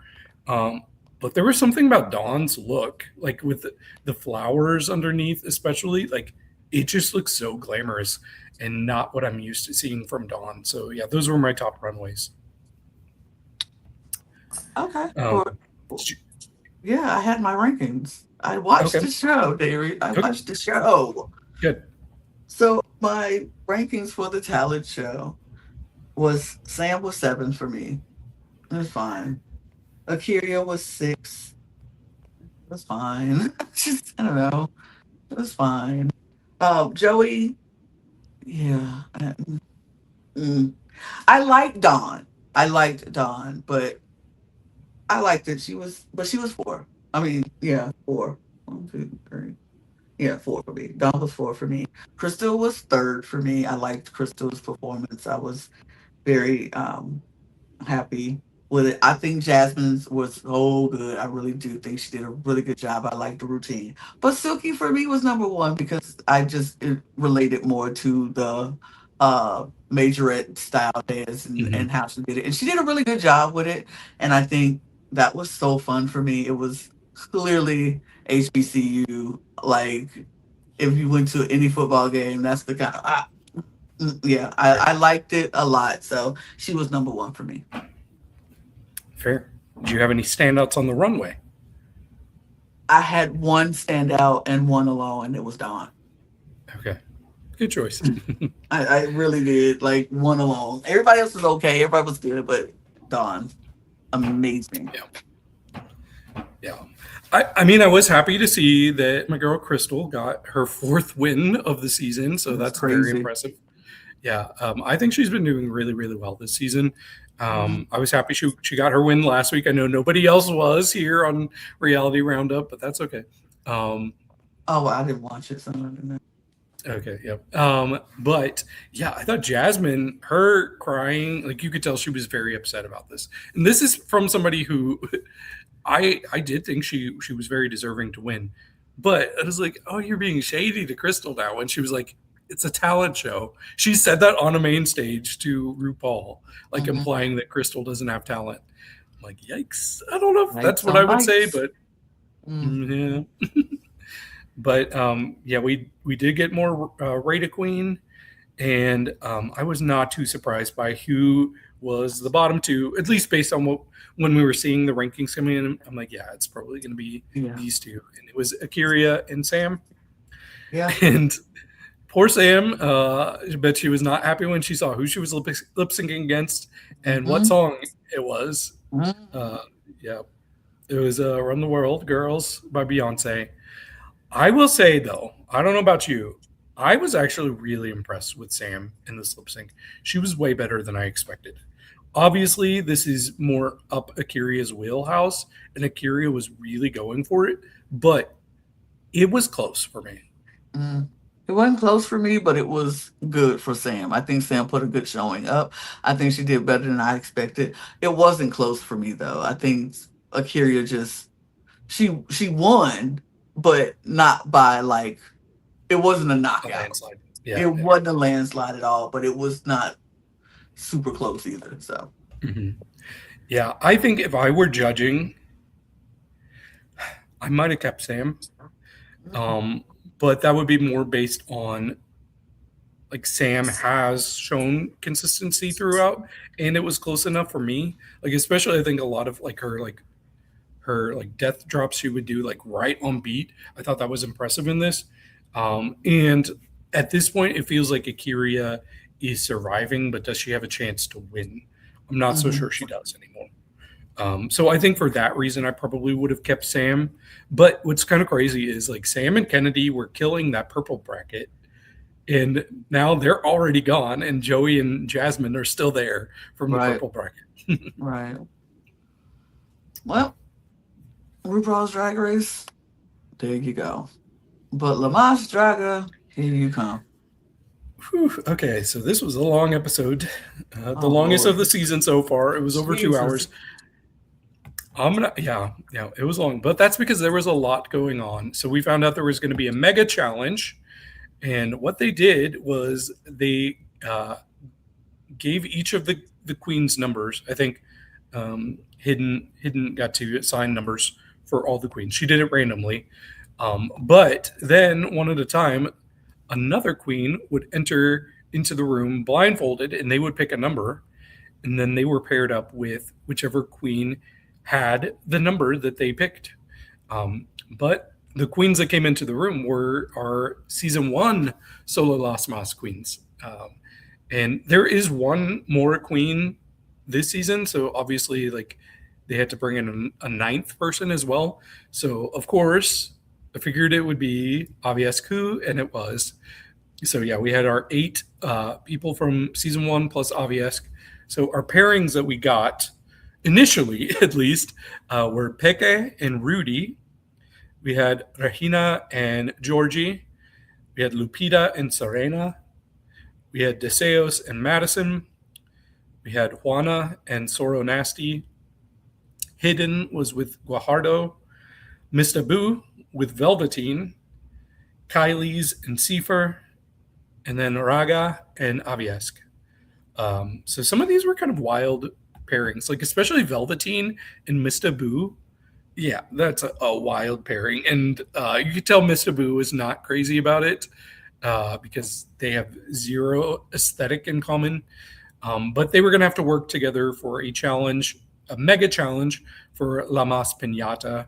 They basically were coming up with pinata looks to perform on the runway together. Now, I'm a little confused on whether they completely made these looks while they were at this point in the competition, or if they'd already made at least most of the look and then just had to kind of tailor it to fit the other person. But either way, we got some really good looks from this, which we'll get into. But we had our conversations in the it's not the workroom, I forget what it's called, but I'm going to call it the workroom. It was funny. Hidden and Kylie's, well, Hidden and Juana were talking about, they kind of like family swapped because Hidden and Seifer are a drag family, and then I said Juana, but it was Guajardo. Guajardo and Kylie's are mother daughter, and so they were kind of swapped because it was Seifer and Kylie's and Hidden and Guajardo. But we got some crazy arguments going on. Juana confronted Aviesk about things that she said about her behind her back, but she didn't want to say what they were on camera. And Aviesk was like, "What? I haven't said anything about you." And Juana's like, "I know you've been saying things about me. Like, it's interesting you think we're friends, but you're not acting like a friend to me behind the scenes because I keep hearing things that you say about me, and they're really hurtful." But everybody kind of eventually respected Juana when she was like, "I don't want to talk about it on camera. I'll have that conversation with her off camera." And then Kylie's confronted Velveteen for things she said about her on TikTok, and basically saying she doesn't show up for gigs on time. She's like, "You're the one that doesn't show up for gigs on time." And Velveteen was like, "What are you talking about? I never said that." And everybody's like, "There's video evidence. It's on TikTok. We all saw it." And she's like, "Oh, I was just kind of playing the game of that interview. Like, you're expected to be shady in that. So I was just being shady because that's the game that you play on that interview." And I don't know. And then we had Hidden and Mr. Boo getting into a fight, which got pretty intense. And Regina got involved. Mr. Boo was yelling. Like, there was a lot of drama in this episode. But there was a lot of great drag, too. I'll just go ahead and get into the pinata looks, man, and this is tough too because I had some pretty strong favorites. I will just let me give you my top three for this category. So my third was Lupita and Rebel. Um, so yeah, Rebel, not Serena. So for some reason, Serena just didn't show up to the workroom to get ready, and I'm not sure. I'm still really confused by what happened. So they ended up having to replace her with Rebel, who's kind of the workroom host this season, who had no idea that she would have to be going out on the stage and doing a drag performance with somebody, but no idea what happened to Serena. Crazy. Mm. Um, but I mean, they looked really good. They were like kind of like birds, and they I think they were mating. Rebel was drawing my eye a bit more than Lupita, but they were both really really good. I do think Lupita was struggling with a headpiece. Um, so yeah, they were my third. But I will say my top two. I'm gonna say this was a good week for the season 6 queens. Number 2 for me was Juana. Juana with Soro Nasty. So what was really interesting with them is they came out as a pinata that had been broken in half. It was Mm. so cool because you could see on half they were kind of mirrored. So like half of one's body would have the outside of the pinata, and then the other half would have like the newspaper stuff on the inside. And so they were like connected and torn apart. It was a really cool concept. It looked great. This I'm like, okay, Juana, you're stepping it up this week. You're stepping it up. This is what I've been waiting for. But number one for me, by a lot, was Kylie's and Seifer. And you should know if Seifer's involved, it's going to be incredible. And this is the best thing that's been on Solo La Mas so far. It it was kind of like a sun and moon look. It's on our cover for Reality Roundup, so you can see it there. But just like I never in a million years would have even guessed that was Kylie's. It did not look like her, but it was just so artistic, so colorful, a great kind of like separation. Like it was kind of like a balance between the two of them that just really, really worked. So really great theme for them. I will just say my least favorite was Mr. Boo and Velveteen. They had like these kind of like bad, wicked looks. I'm like, what does this have to do with a pinata? There was nothing pinata about it. They were just doing like Galinda and Elphaba for some reason. I don't know. But then we had our next category. I didn't get the name of it, but they were basically like monsters. And you know, I love me a good monster horror theme. Mhm. But my number 3 was Hidden Mistake. So she came out as a sheep, but then started taking off her skin. And Mhm. you just saw all the meat, like the red, nasty demon meat underneath. And I'm like, this is really creepy. There were some issues with the guys, the not pit crew, but you know what I'm talking about. The Mhm. Toxico and Mhm. Venenito and Veneno.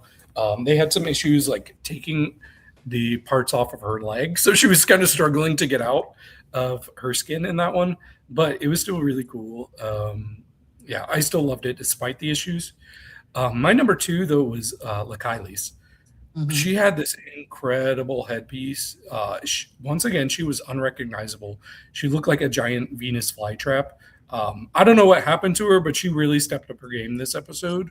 Um, so I really love it. I guess the headpiece fell off like once she got outside of the stage, and she Mhm. just kind of like made a face, and they judged her for that. But I thought she handled it well. I thought it was on purpose, honestly.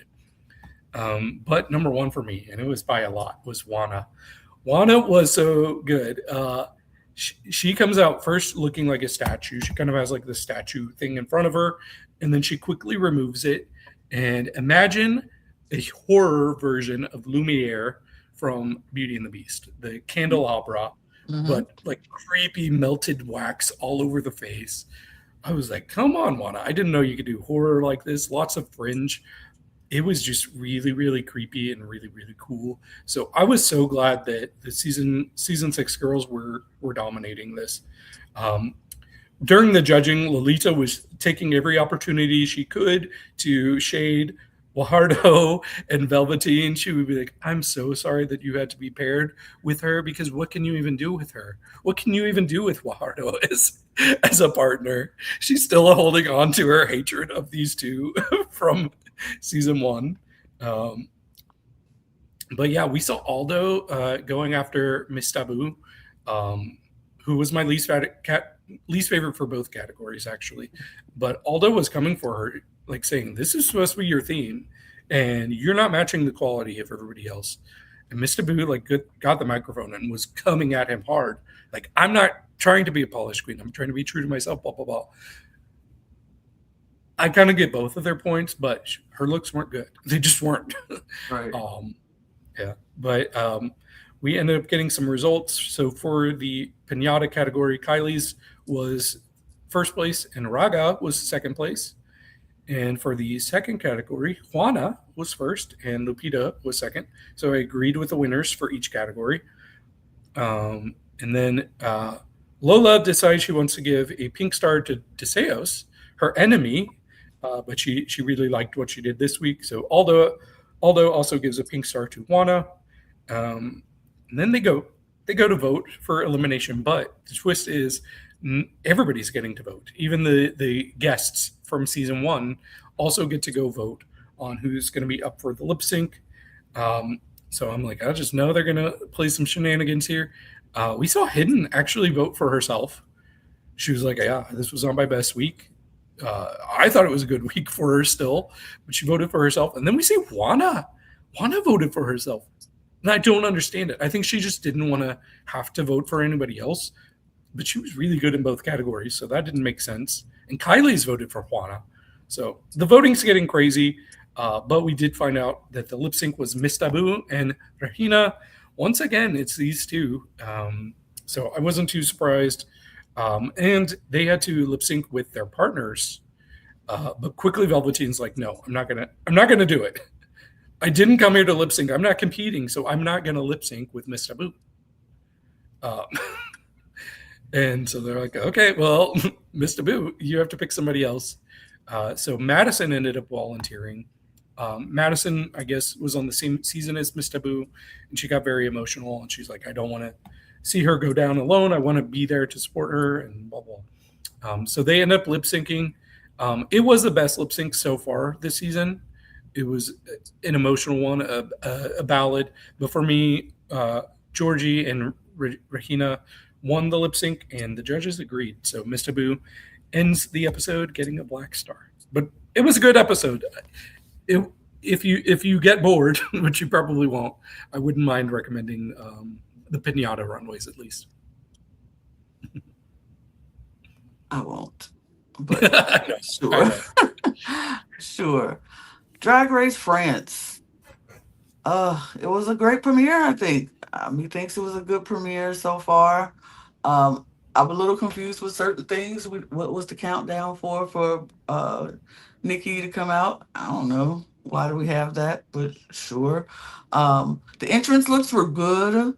Everyone was good. I think my favorite entrance look was Holly. Mine too. Holly White. I think she looked. I love a good hat moment, and that zebra and hat moment was everything. So she was probably my favorite of the entrances.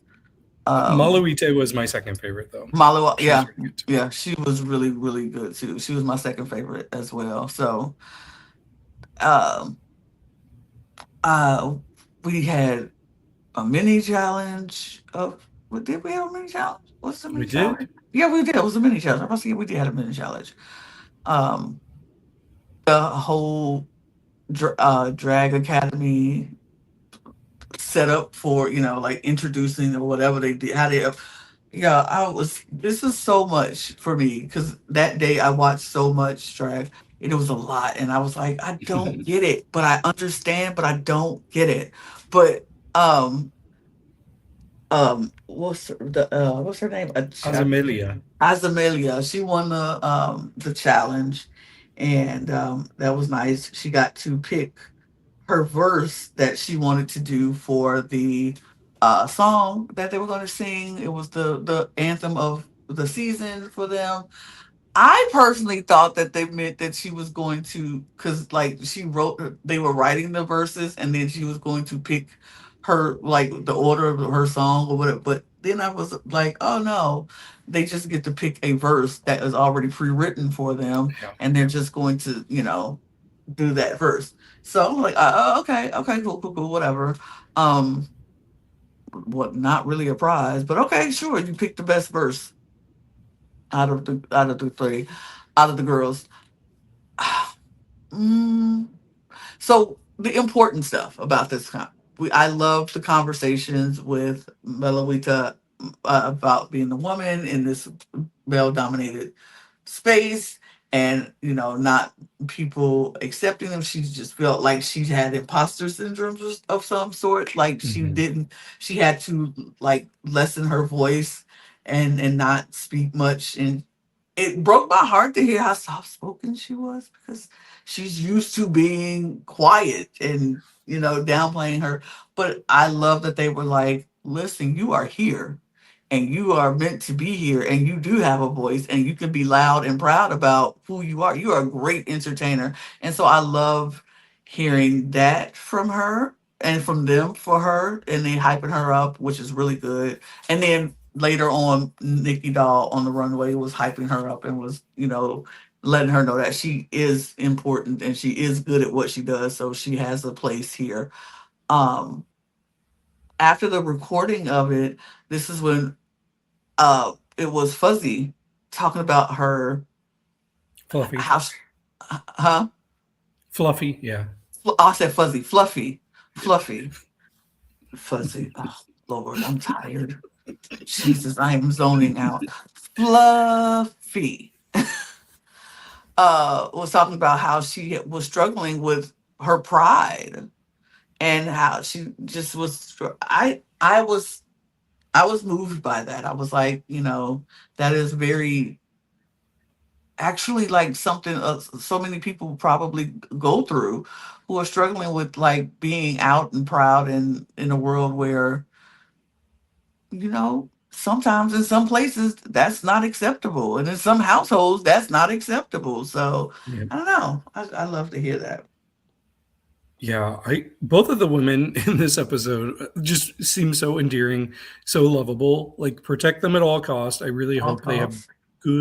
good, strong moments in this season because I'm liking them both a lot. I will say like another standout personality for me throughout the like beginning half was Margaret. Yes, Or Margaret, yeah. I thought she was so funny and quirky. She's just so charming too. So like she was one of the standout personalities as well. absolutely. We do have the s- the was it talent? The pageant. It was No, that's the wrong one. Wrong one. Yep, it was a girl like a It verse was the song performance. versus Yeah, performance. And I think, okay, so here's my thing. I don't know if I like the overall performance of this. I liked each solos. I like each individual, like most of the girls' solos. I didn't like it when they were in the group setting, because it was so, you could tell who wasn't good at the choreography and who was, and it was very blatant that they were off. Like some people's hand was here and the other one was like, oh, I'll get hmm there. It was a lot in the group setting. But as far as the song itself, the song was nice. The solos were good, but the group setting, left to be desired. yeah. You didn't have any rankings for this, I'm assuming. For the solo, no. But you can Okay, go ahead I and finish. I don't have detailed thoughts, but I'll do my bottom to top. But 10 for me was Creatine Price, unfortunately. Um, 9 was Fluffy, 8 was La Harpy, but that was more because their portion was so short. Like I didn't even Mhm. have time to appreciate anything they did. 7 for me, maybe a hot take, was Malawite. Is that Mhm. am I saying it right? Malawite Mellowit, or Mellowit. Malawite? Okay. She was pretty good. I just wasn't getting a lot from her face Mhm. like I wanted. Then number 6, Lana. Mhm. 5, Daisy Super Bitch, who impressed Mhm. me more than I A expected lot. from her. Yes. 4, Holly White. 3, Sublime. 2, Azamelia. And number 1, this is clearly a hot take, but Margaret. Oh, Especially her being the only one infusing comedy into this, like really made her stand out in a positive way for me. So I really liked her. Mm. Um, Runway, I'll just say my top three were Malawit, Mm-hmm. Daisy Superbitch, and Mm-hmm. Sublime. Yeah. I think Yep. for me, it was my top three was Daisy, Hmm. Maloit, and Holly. Okay. Yeah, I liked Holly too. So Really, the only ones I wasn't crazy about were Creatine and Margaret, the bottom okay. two. I like Creatine. I thought Creatine because I like the reference. I love Missy Elliott. I like her doing Missy Elliott Mhm. with that. That was very, very my childhood. So I was very much drawn to that. I liked it. I just think she was doing too much extra stuff to on the runway. I don't think her outfit was bad. I just think she was doing too much with it. But Fair.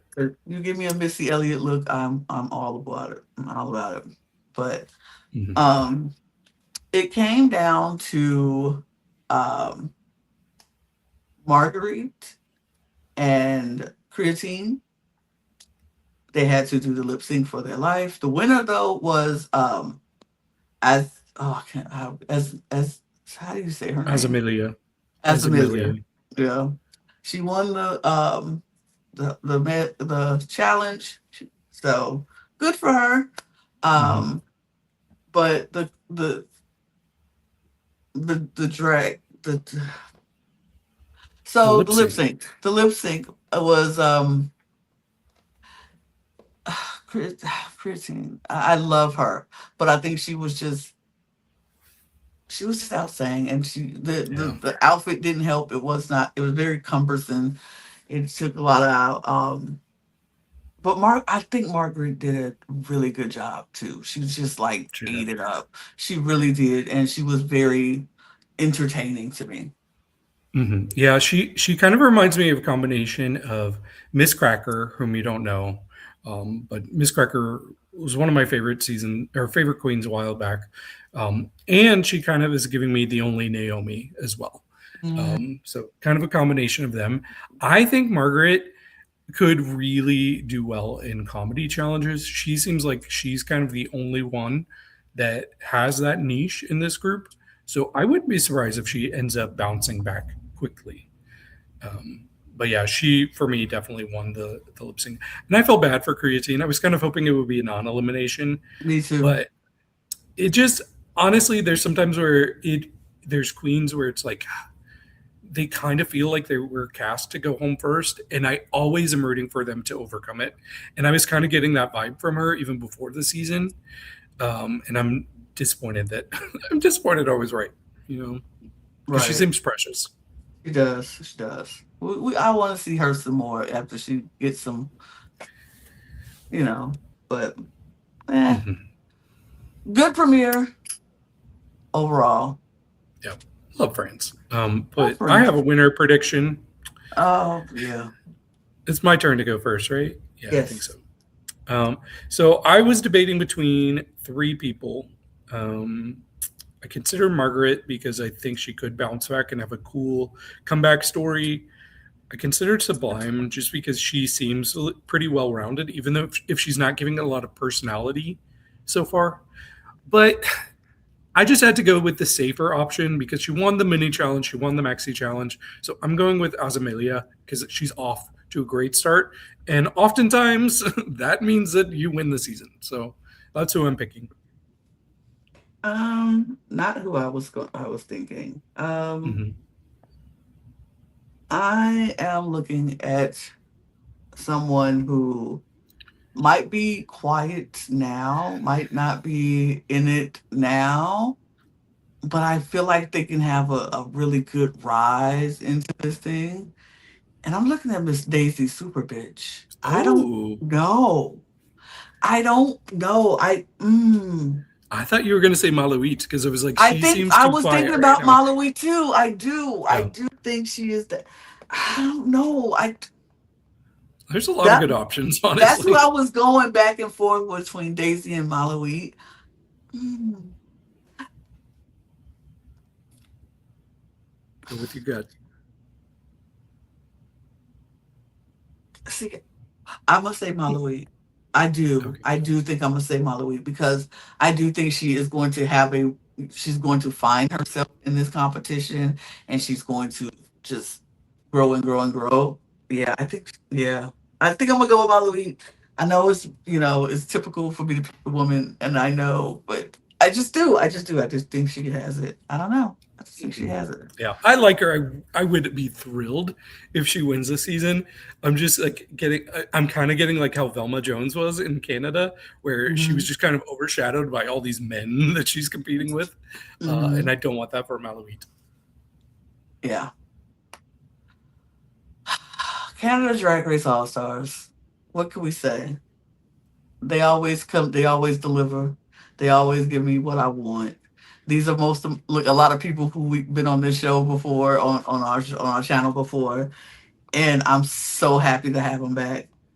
Mhm. And then of course people who well shoot they've been on here too. People who we liked before, and now this is they have made their cup debut. Jimbo and Priyanka and Brooklyn are Yeah. hosting this season.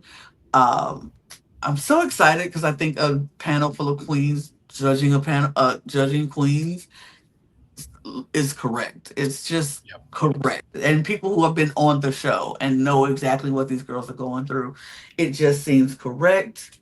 Um, Mhm. I love the little intro they did too, of like pretending to come into the workroom as mhm, competitors. I thought that was cute. yeah. Um, the queens made the splash when they came in. I will give you Mhm. my just tops. A couple of people who stood out for me.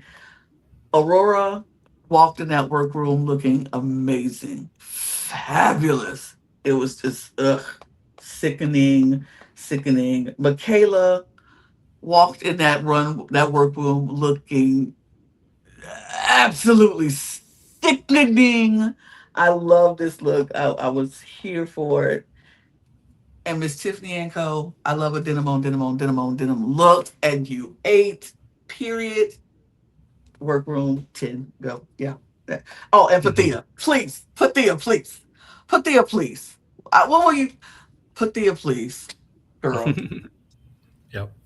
Yeah, Eru was shocked to see Pythia too, Yeah. and Jackie, of course.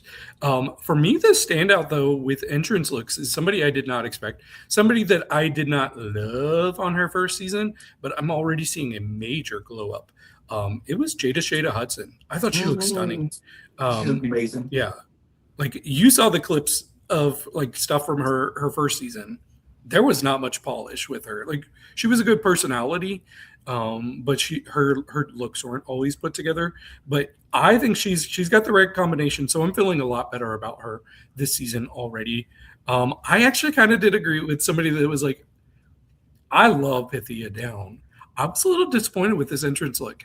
Mm. It was creative, but it just didn't feel like up to her standard, especially Okay. seeing her promo look and then seeing just the tires kind of put all over her.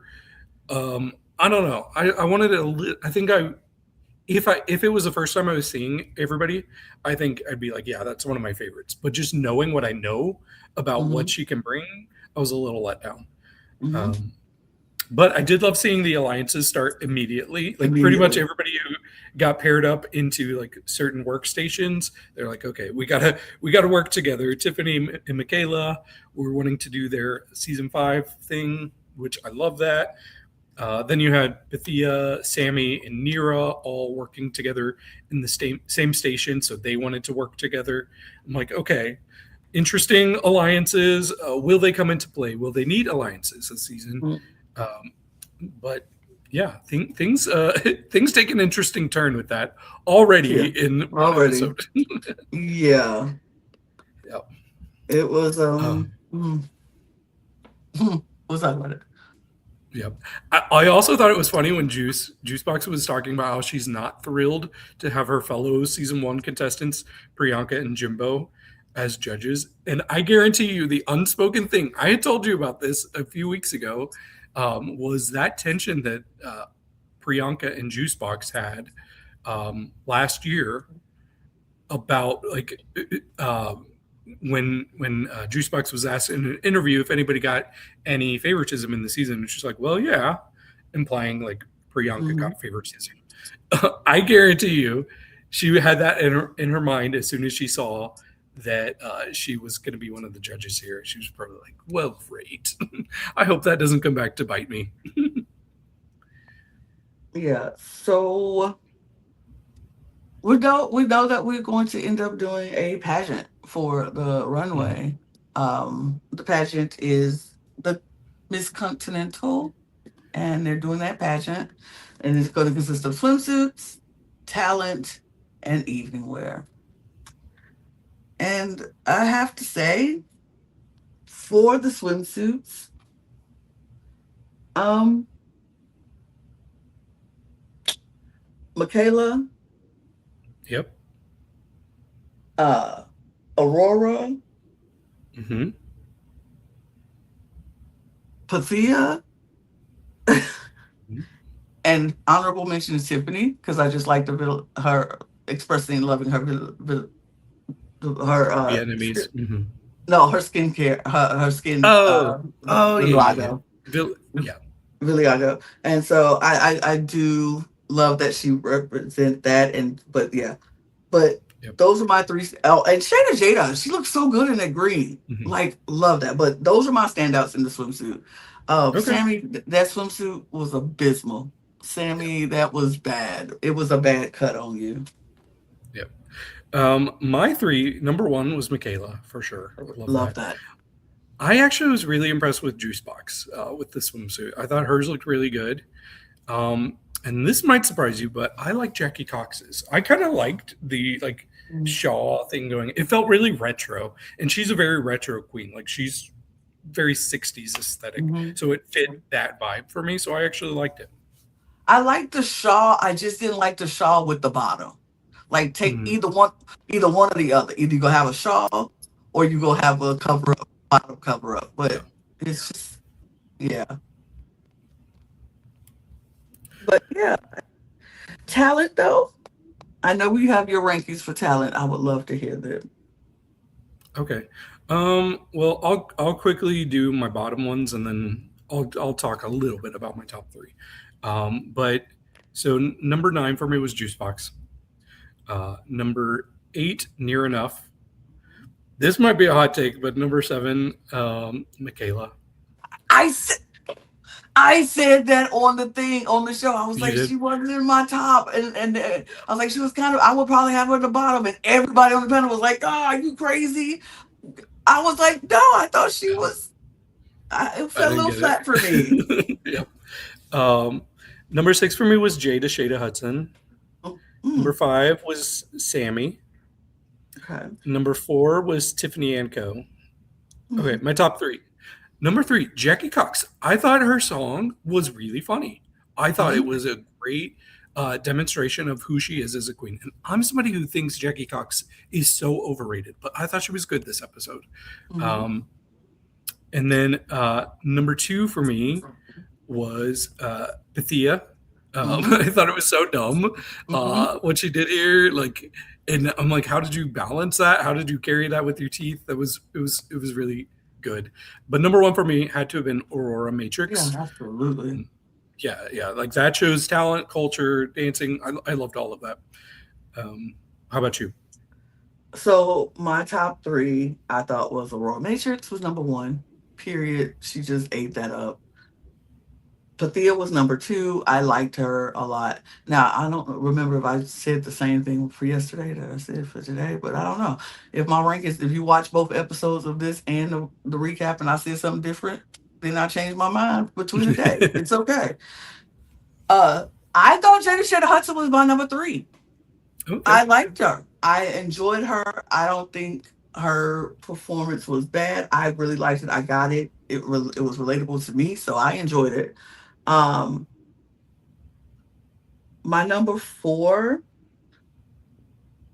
Jackie. I thought Jackie did really good. I didn't think she Hmm. should have been in the bottom at all. She should have been Nope. so safe. If not at the top, she should have been safe. Because I thought she was funny. Her voice sounded good. Nothing wrong with that. Um, Number five, I would give it to Stymie because I thought it was funny. It was funny. It was, whatever. Then Michaela. No, then yeah, Michaela, then Tiffany, then Nira, and then Juice. Yep. And Uh, okay, runways. So we got our elegant evening wear. So mm-hmm. my number three was Aurora Matrix. Really like this. I thought it was Ooh. stunning as always. But I had a pretty strong top two. My top two were close. Could have gone either way. I love a good movie reference.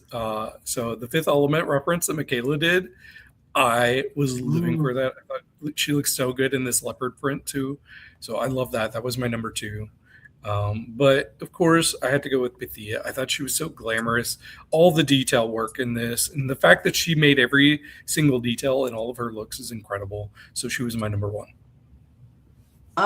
My number three was,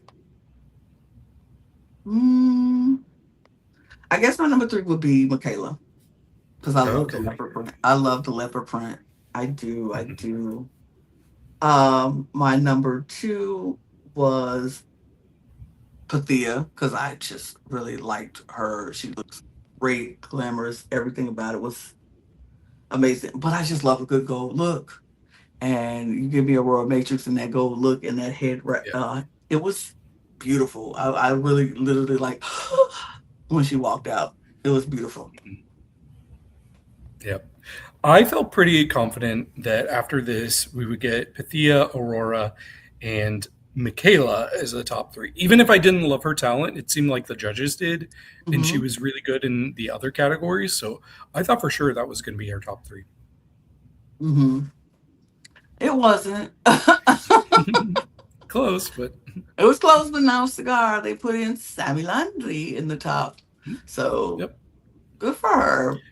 Yeah, good for Um, Sammy. Sammy was kind of in the middle for everything for me. Actually, she was low for me. She was very low for me in the swimsuit, but everything else she was in the middle.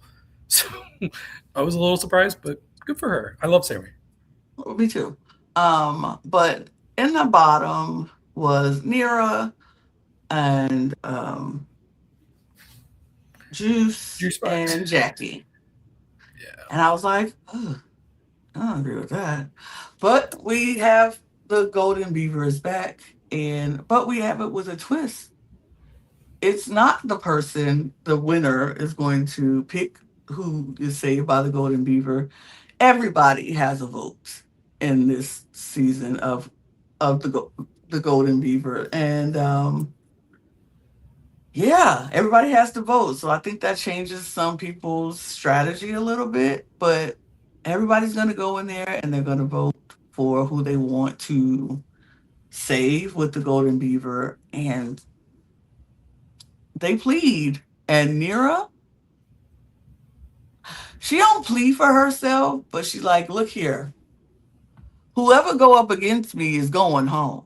I just want you to know that because I'm go kill this lip sync. I am the lip sync assassin, and I ain't messing around with y'all. So you could, and if you want to go against me, you can. But I was like, and then she said, and I thought we had an alliance, but I'm guessing we ain't doing that no more, which is weird to say when the Yeah. alliance ain't even had nothing to do with it. But she called every one of them girls by name, Aurora and Pathia and Sammy. Sammy.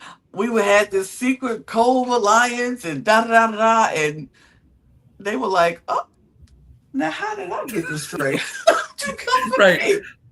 I was actually like I was like Michaela, living for her like confidence. Like I don't whoever goes up against me, you're going home. I was Yes, living for that. But me then she too. started like spiraling with the like here, I'm gonna throw expose all of my alliances for no good reason. I'm like, It's, why? it was so like, oh, we talked about it, and Mike brought up like it's like a big reference when you get nominated, and then all of a sudden, unprovoked and you just start telling all your alliances and everybody and just going. Mhm.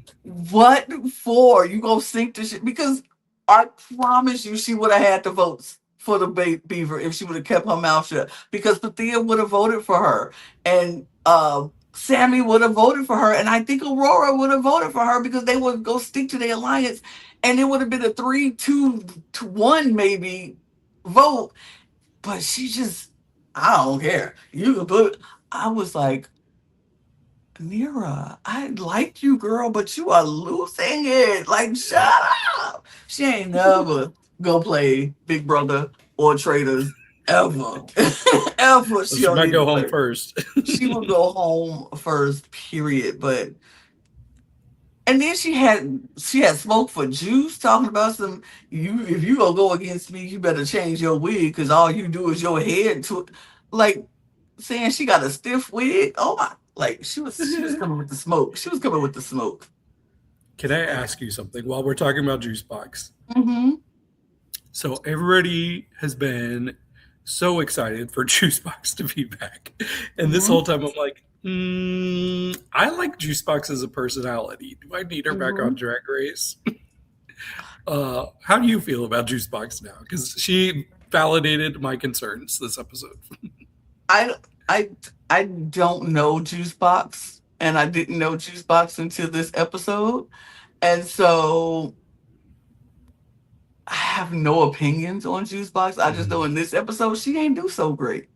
So if this is the kind of drag that she does, the queen that she is, and she's representing herself, she probably gonna go home soon. But at least she ain't go home first because they saved her, and it was great for her.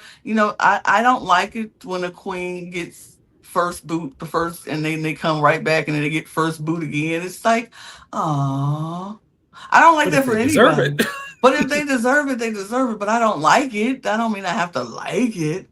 And but she didn't get first boot. They saved her, and she didn't get first boot. And I don't know. and speaking of, when they were walking back to go on the main stage, I Mm-hmm. think one of my favorite things in this episode was Jada Shada Hudson was like the last one to With leave, this, and she's the with stool the on her stool. shirt. I don't know if that was a bit or if that was real, but either way, I was cracking up. She She was like, said, "Oh, was that "Was there this that whole bad the time?" whole time?" And she kept walking. That was Logan's favorite look because of that. Because of that moment, that was his favorite. That was their She favorite should have look. brought it back. She should have If brought it she on the had gone back stage on the stage, I would with have. it. Oh my god, I would have died. I would have died. It was so funny. Oh my Yeah. gosh. She's definitely like the person who's moved up the most in my like estimation after this Mhm. episode. I She's just love so her. funny. I love her. She's so funny. Her confessionals is everything. She's giving me Mm. confessional queen, like for real this season. Um, but we had Nira and Jackie going in a lip sync, and they had to lip sync to Raise What Was My Husband. My favorite song of the year so far. I love this song so much. I love this song too. I think this is a great song for, and it's a great lip sync song. But I'm gonna be so for real. And I said this on the recap. I said I thought Nira was going to eat this up. I was like, Nira is going to eat this up. It's gonna be good. And I was unaware of how Jackie performs. This is my first encounter with Jackie, so I didn't know. And so I was like, oh, I don't know about this Jackie. Jackie should have won this lip sync. Ooh, okay. That might be an unpopular opinion to some people. I felt her performance was better because I feel like Nero was adding things that didn't need to be added, like her stunts. Like the first split was good. The second split, why? And even if she was gonna do the second split, why at that part of the song? It just felt like her stunts didn't match what she was trying to do. Like it didn't feel intentional. And Jackie, she was funny. She was her musicality was on point. She was giving up, she knew every lyric to the song. Her lip sync was on, and she was looking into at the judges like, I don't think you have to be stunting and splitting and dropping and everything for the song for the lip sync to be good. She just performed it. Mira was at the beginning. I was like, I don't know, Mira, you messing up. Now towards the end, she got better, but I think it was a little too late. Like I didn't expect this lip sync to be as close as I thought it was, but Jackie ate it up, and I kind of think she should have won. Okay. I do agree that it was way closer than I expected. And I know Jackie's she's like a solid good lip syncer. She's lip synced and won a few times in the US. Um, but Near is my favorite lip syncing queen from Canada. Absolutely, Yeah, like absolutely. I adore the way she lip syncs. But I did feel like she was holding back some on this. She was holding back and doing too much at the same time. But Hmm. for me, her even at like 60%, it's hard to top that for me. So it was really, really close for me, but I still was just kind of hypnotized by Nira. I always am. So I still would have picked Nira, even if this is probably my least favorite lip sync she's ever done. Hmm. And maybe my favorite lip sync Jackie's ever done. I still would have picked Nira. But also part of me is like, I wouldn't mind if Jackie stayed because, well, I have her in a draft with a couple of my friends.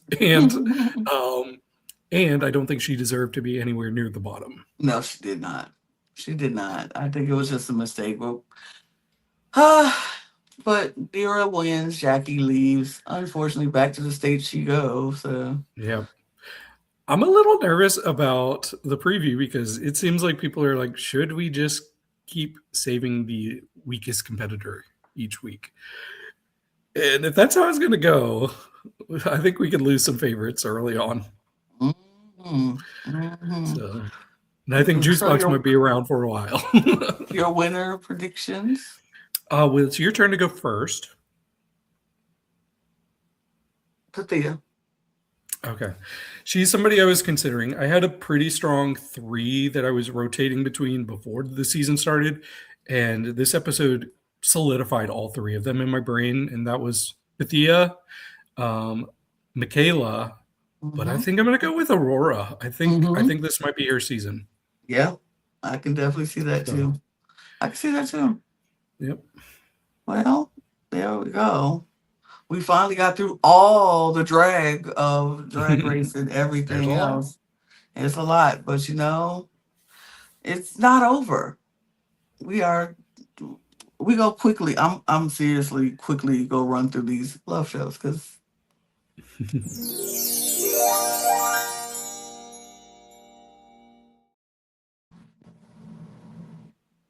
um Love Island USA. You are coming to a close this week. I love that for you. The finale is on Sunday, and I love that for you, and I love that for me because that's gonna clear up a lot of my days again from watching Love Island. Now, don't And I get me love it for wrong. Bryce and Trinity.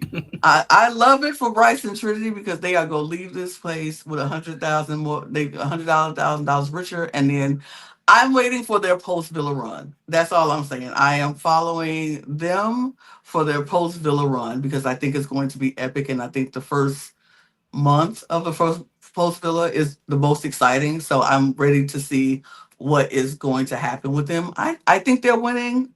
Me personally, that's who I voted for on every device that I have. That's who I voted for because they made it to the top four. But And I let's can't wait talk. to see Trinity see how many Instagram followers. I'm Oh glad they yeah, do that in After Sun. They show like let them see how many followers they have, like when they we turn on won't their see phone. theirs in After Sun because they're in Oh, the dang it! finale. They don't do an After Sun after Oh the yeah, finale.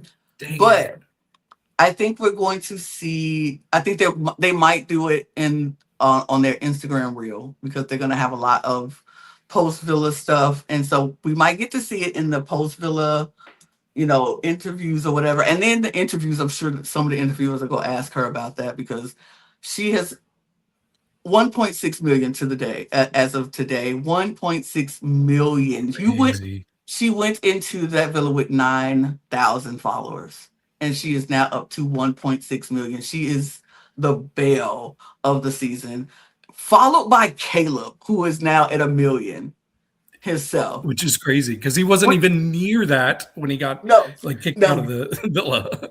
When he got He was out like the villa, 400 then. yeah, it's just it's crazy for him. He's doing it. Bryce is at 500,000 500K right now. What is it, 400 and something K? I think it's 400 and something. It's close to 500. I think he'll probably hit 500 before the finale. But this is going to be an amazing run for them. And I think Bryce is going to get the post Villa glow up. Like his followers will come follow afterwards Yeah. because he is already an established DJ. He is going to start doing more gigs, I think, for sure. And then Trinity is going to be there with him at his DJ gigs, which is going to boost his gigs because people love Trinity. It's going to be this whole thing, and I don't want to compare, but like with Nick, he became out the Villa and then started DJing, and then it's blowing up, doing all the Greek Fest things and that stuff, and so his numbers have blown. I think it's going to happen with Bryce too. It just look. I'm gonna be so honest with you, Bryce. You probably won't see this, but if you do, if you and Trinity stick it out and y'all make it, I think y'all will. Yeah, your numbers will blow up. But you break up with Trinity, I'm not gonna say nothing. It is what it is. Y'all break up. It is what it is. We go pick sides, and that's just how we do. We will pick sides. I Okay. love you. I won't pick sides because I do enjoy Bryce. I do love Bryce, and I do love Trinity. But some people are going to pick sides, and put the numbers say He's got the Trinity. losing side. Yeah. You on the losing side, so you make that girl happy, and she got to make you happy. And I think they are. I love them. Mhm. I just want to quickly go through the week of this Love Island, and all I need to start with Family Day because Family Day is where everything took off. Everything is we. What? Can I do one thing before Family Day? Sorry. Yeah. So I will say, like, there were people I've disliked Okay. throughout the season, but I really started to like everybody. But I think Hmm. one of the biggest catalyst in making me like somebody that I did not care for most of the season was when Casey decided he wanted to ask TT to be his girlfriend. I thought everything in that episode was so sweet and by far the most I've ever liked him. And I already really like TT, but just that whole thing and everything, how it went down, I love that. Yeah, that kind of juxtaposed with the Kada and Zach deciding to be exclusive but not put a label on it, which I thought was like a little weird. And she like it was like deluding herself into thinking like this is a normal step. Maybe it is. Maybe it's a normal step that people take, but you all are boyfriend and girlfriend without calling yourself boyfriend and girlfriend. It's a normal step if nobody else was calling each other boyfriend and girlfriend. Yeah. It's a normal step if you didn't have anybody, if everybody in that villa. It's a normal step for Anaya and Carl to be exclusive because they just got together. They still, it would have been normal if TT and KC because they just got together. It is not normal for Zach and Kater because y'all been together 6 weeks. Right. 6 weeks. Y'all been together. Y'all laid up in each other's bed. Y'all done had sex with each other several times in this villa. 6 weeks, and you can't call her your girlfriend by this point, bruh. No, Red it's not flag. normal. Red It's a flag. red flag for real. It's not. I just and he got her so trained to think that this is normal and this is okay, and she's like, it's okay, and Trinity's like, it's a situationship. No, it's not. Yes, it is. It's a situationship because the meaning of a situationship is the being in a committed relationship with no commitment labels. It's a situationship. Hmm. It's as simple as that. And but you, as Trinity say, if you like it, I love it. If you're Yep. happy, I'm happy for you. And That was enough for me to not vote for them in my top four couples. I And I mean, did vote for Casey and TT in my top four couples. am I? And I vote. I split my vote. I Yeah. did one for Casey and TT, and then But one you for had the Kato. right three in both. Right, Yes. the right three. Well, and the only reason I picked Melanie and Sincere is for Melanie because she don't want to be saved, so I ain't gonna try to save her. She do not want to be saved. That girl is lost in the sauce. She is gone, and she gonna have to find out the hard way that Sincere is playing her, and he ain't the right man for her. And it's gonna be fine. She'll find out after she leave that villa because that they ain't staying together. They not staying together. He is going to Mm, do some f boy junk going on out in the real world. If you cannot control yourself in a closed environment, how is he gonna protect himself? How does she trust him out there in the real world when everybody's sliding up in his DMs and he gonna go crazy. This new lack of fame, this new found fame, they are going into this crazy world right now. They are walking out, everybody knows who they are, and they have to deal with that. And I don't think yeah. he can handle it. See, my thing though is like we've talked about this quite a bit throughout like my coverage of this season because it's so new to me. But the rules inside this villa are different than real life rules. And I think Mhm. he's just taking advantage of the fact that the rules are different here. And he's exploring a lot. Mhm. And I don't like it. And what's funny is like anytime somebody explores, the fans, the partners, everybody's upset about it. But then we also are like, people are supposed to be exploring, but then we'll get Never, upset when they do. And I never know mad that about he's the doing it. exploring. Okay, where can you give me an example of somebody who are in a couple where they like each other Mhm. and somebody explores and you've been cool with it from this season? Oh, from this season, I was cool with KC. I'm cool. I was cool with it with Oh, KC I and T. wasn't. Because see, here's my thing. I don't think Casey did anything wrong exploring.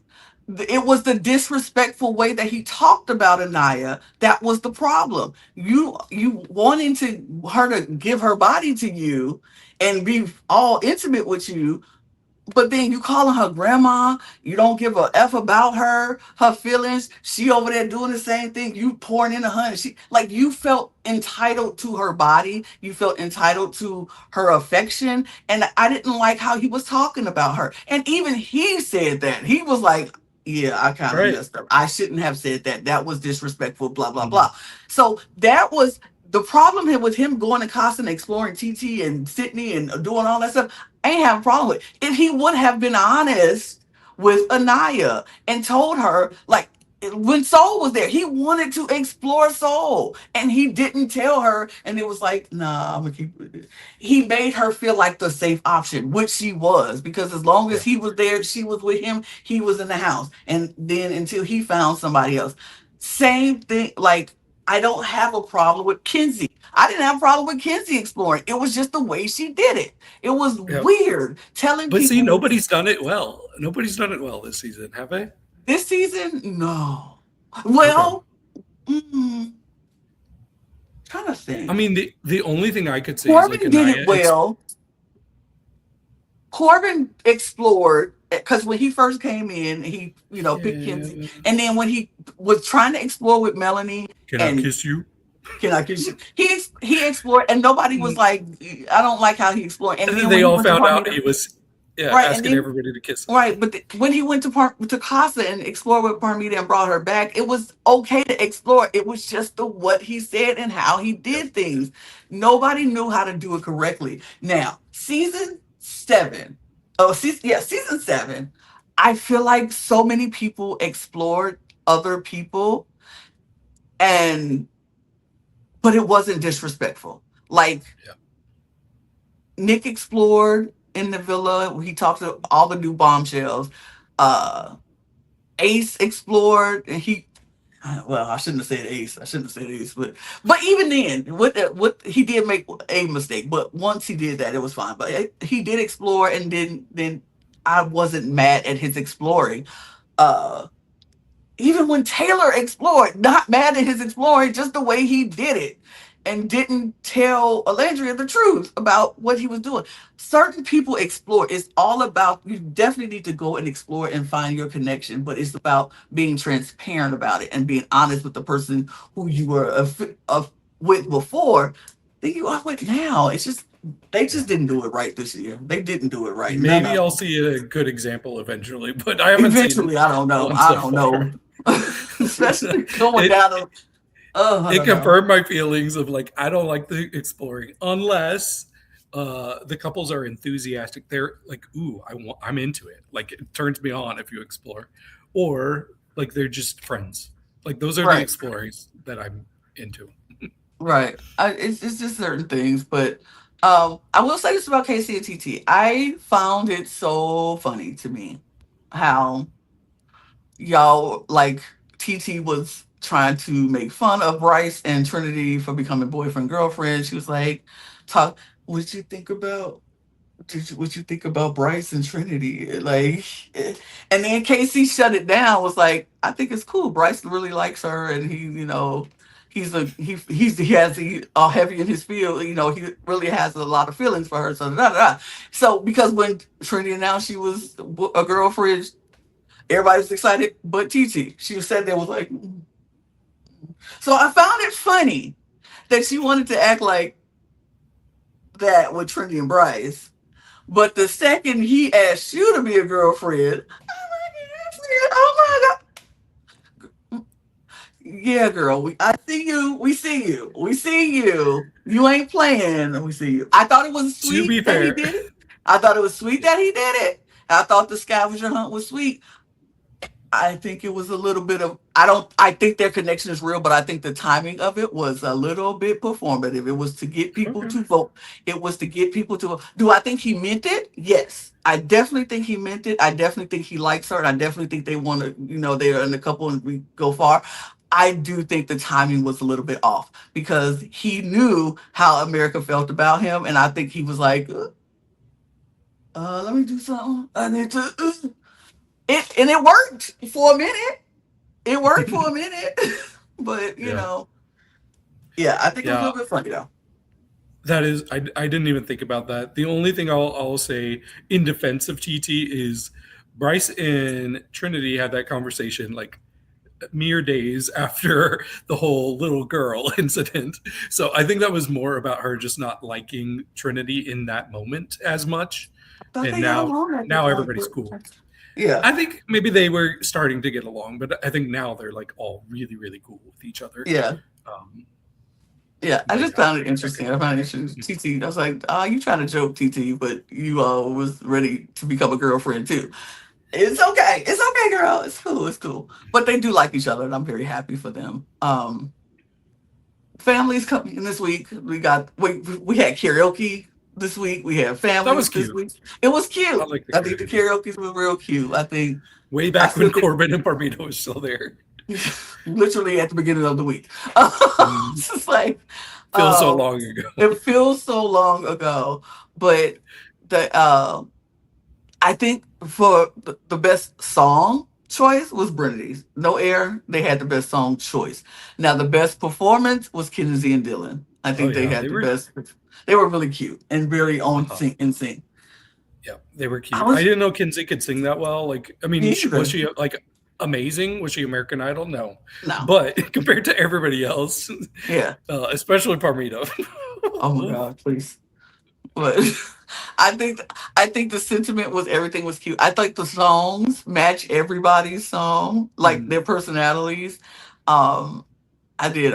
I thought Melanie and Sincere doing Grease was perfect because that was when Sandy was feeling herself and was like, "You better wake uh, up," because he needs to wake up because he needs to mm. wake up. So Yes, this was the start. I even texted you. I was like, "This is the start of me kind of coming to terms with everybody, and me getting over my grudges with everybody." I'm like, "Okay, mhm. this made me like everybody to a This degree." and this usually happens this way. The last week is when it's like the most fun. Like we're just focused on the couples and we're gonna do things for couples. It was nice. It was cute. So I definitely understand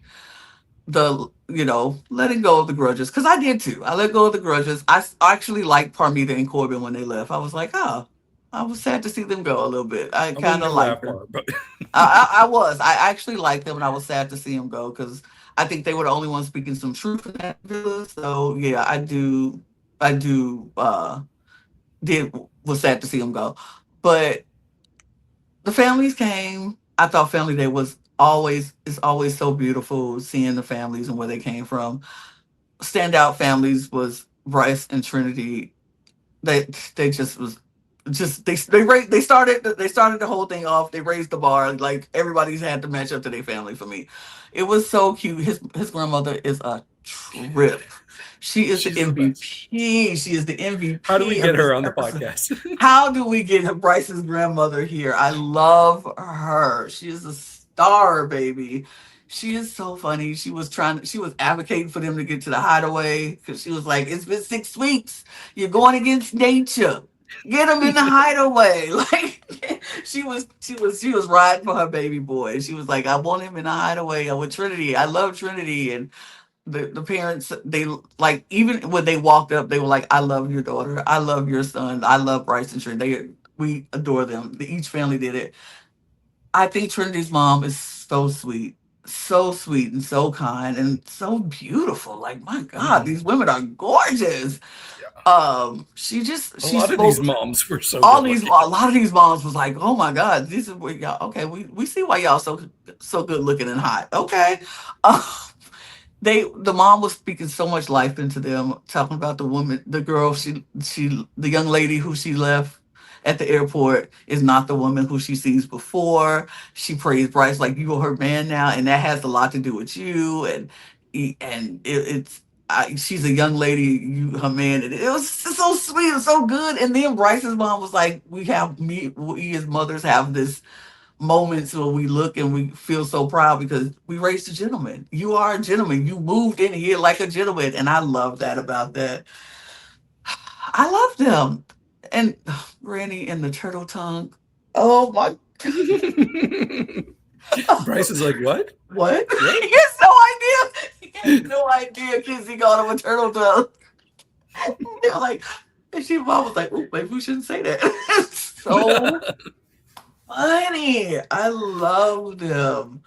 Oh, I loved them so much. Even Granny talked about her favorite part was when Trinity walked in the room and told Zach to get out her spot. Like Yep. I loved it. I loved it so much. I loved them. I liked the energy. It was good. It was good vibes. Anaya and Carl's parents. I'm just gonna say this. That is the definition of money walking in the room. They looked like money. Like, I ain't saying these parents, other parents didn't look good, and that looked like rich, crazy rich Asian Black Hamptons walking in there. Like, they just look so put together, so classy, so sophisticated. And Anaya's mom looked younger than her sometimes. I was like, that is Yep. your mother?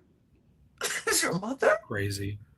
Crazy. Yeah. Crazy. What I really liked about this one was how Carl's mom kept affirming everything about this relationship. Because I Yes. feel like Anaya is a person who kind of doubts, like questions, like Mhm. whether feelings are one sided. And I think this really helped hearing this from Carl's mom, like talking about how she can tell how much Carl likes her and how they're such a perfect fit. She was the best girl for him. So I was like, this is where I think they're really going to be solidified after that. Exactly. I think this was the what they needed because I do feel like they were holding back from each other because Carl still had a little wall built up about not being chosen by Anaya. And then Anaya's still having little trust issues. Like, is he really feeling me? Is it just a thing? I think uh, this family meeting reaffirmed them as a couple. Like, okay, now we can move on. And I think it also did that for Bryce and Trinity because I think everybody was just looking for that one little missing piece to the puzzle, and that was it. And I think it was the moment because you could see later they let their guards down with each other. They're more affectionate with each other. They just like it was so nice to see that. It was nice to see the walls go down, and it's like, okay. And man, I know Carl's mama, and it's like, when's the wedding? Set it up. Like, let's speed this up. She want her Olympic volleyball babies, grandbabies. Like, she is ready for them. I loved it. I think they were so cute together, and the walls were up, but now they're not. Now they're not. But I do like Miss Harvey telling Anaya, you ain't being a good friend to Melanie because you ain't telling Mm. her the truth. And I was like, period. Because a friend Is you if you so put and you go, girl, and you see this man messing about like this, and you ain't finna say, girl, watch yourself, cause but you team sincere,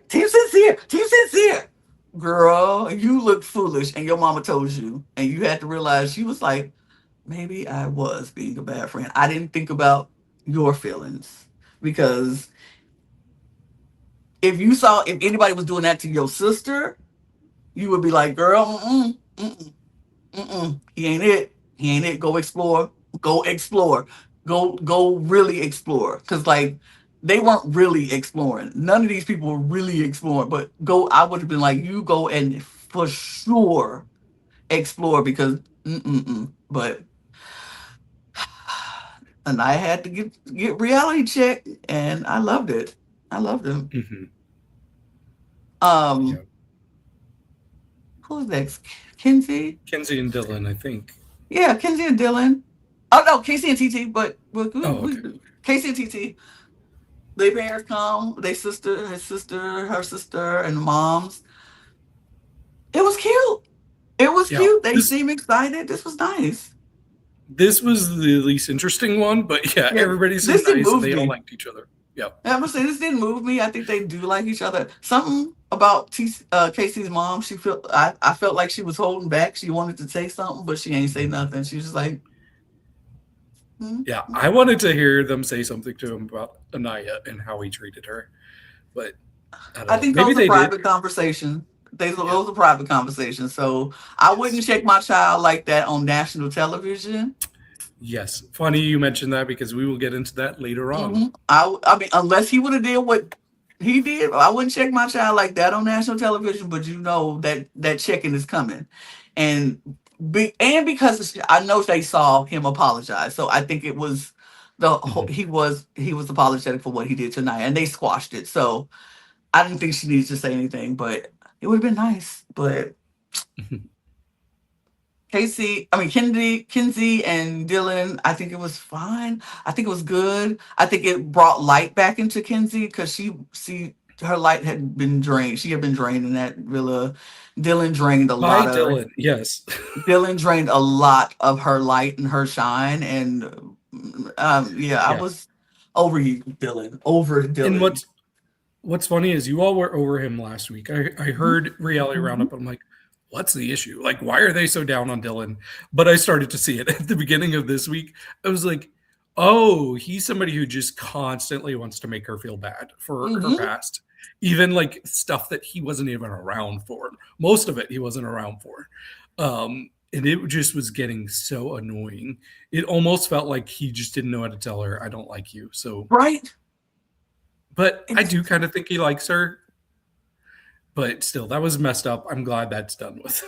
Dylan is an actor to me. He was just like acting this whole entire time. The tears that no tears fell from your eyes, but you, yeah, okay, I'm not buying it. His whole thing about he just wanted more screen time, and he got it successful because we had to sit through scene after scene of you asking her the same thing and talk about how you don't trust it and you don't believe her. What else can she do, man? What else can she Yeah. do to prove Gal is out the villa? It's just you. She ain't got nobody else.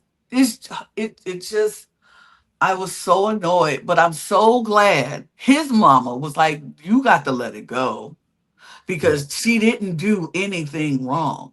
She was here to do what she had to do, and she was exploring within, and she did everything right in this game. And now she is settled, and she realized you are the one she wanted to be with. So let it go. And I appreciated his mom being telling him that because that's what I've been saying this whole time.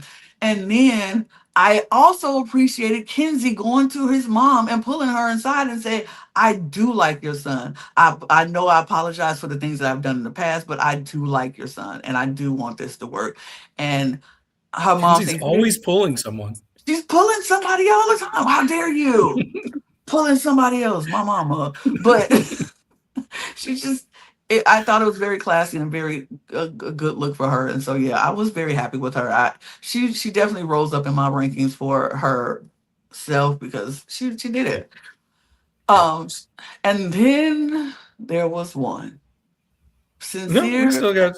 we still got Oh, Kata and Kata and Zach. Zach. Yeah. Oh my God. And I this just, was my introduction to Charlie. Oh, okay. yes, I He is definitely the had cuter my brother. introduction to Charlie last season, and Charlie all season, like last year, was we were and dated with Charlie on Love Island. We had him on Love Island and Love Island games. Oh. I love Charlie. I really did like Charlie. He didn't get a fair shaking now. I will warn you now before you go back and watch it. He didn't last that long, Mm. and he didn't last that long on games. But it it was always nice to see him because I do like Charlie. 'Cause he is, and sorry, Zach, he is the hot one. I know why you feel He bad for is. living under his shadow. Because I'm sorry, I'm sorry, I'm sorry. But yeah, Charlie's back and he was there. I liked his sister though. I was more into the sister. I was like, Nicolette, I didn't know you. We didn't see her at all. But she's Next season. next season. Let's get Nicolette in here. We can keep the trifecta going. But I liked her. I think she was sweet. Kata's sister, oh, I love her. I think she's stunning. She is stunning.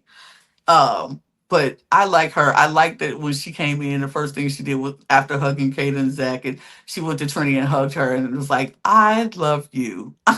We just love you, and love y'all friendship. I love that. It was so good. But um, Kata, your mom agrees with Trinity, and your sister agrees with Trinity because they were like, you're very exclusive, but not boyfriend and girlfriend.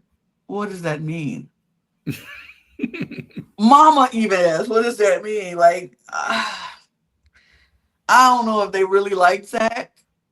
I think they dealing with Zach because he make her happy. Yeah. I think they on the same page of it. She like it. I love it. I just don't like him. I think he gaming. It's too much gaming going on for him. Yeah. I still think he gaming. Yeah, he's one that's like always been kind of near the bottom. Like even week one when you were feeling him, I wasn't liking him, and it just he never like fully warmed up on me. I wanted to like him because of Charlie, but then by week two, it was pretty much falling down. Like he didn't have a reidentity. He was just falling off of me. But I tried to give him the benefit of the doubt because of Charlie. But mm, you can't do that. But let's get to these rankings because the final four Do we happens. want to talk about Melanie and Sincere? Oh, Melanie and Sincere. Yeah, let's talk about them. I forgot about them. Okay. um, How could you forget? how did I forget that? Melanie's sister and her mother came in on the smoke. They wanted the smoke. They was bringing the smoke, and we knew this conversation wouldn't go well when his sister said, "Yeah, we got a lot to talk about, beloved." And I was like, "Whoop!" I clutched, and I was like, "Oh, okay. This what the time. This the type of time we on. Okay, let's get it." And they didn't get off his neck, but before they could even get on his neck, his father said, "Y'all stand in line. Hold on, let me get him." Benjamin Senior, We don't let me move give like you that. your let me give you your flowers back. He said, "I flew 7,000 miles to correct you, to get on you." He was putting belt to ass. He was coming for him. He was like, "We don't act like that. I didn't raise you like that. That is disrespectful. What you did was wrong." When I saw that girl crying, I knew I had to get in because I wasn't coming. I wasn't coming, but I knew I had to come because you so out of pocket, so wrong. And since you just sat there, yeah, yeah, yeah. I don't know about you, but when my father or my mother sit there and say they can yell at me and yell at me all day long, and I'm like, okay, what's up, whatever. But when they sit there and say, I am disappointed in you, it cut me like the biggest knife in the shed. Like, no, like I don't know what it is, but when they say I am disappointed in you, that is the worst thing I can feel. I can hear. That will just tear my soul out. So I don't know how sincere he is, but when he said he was disappointed in him, man, man, I don't. I know. Yep.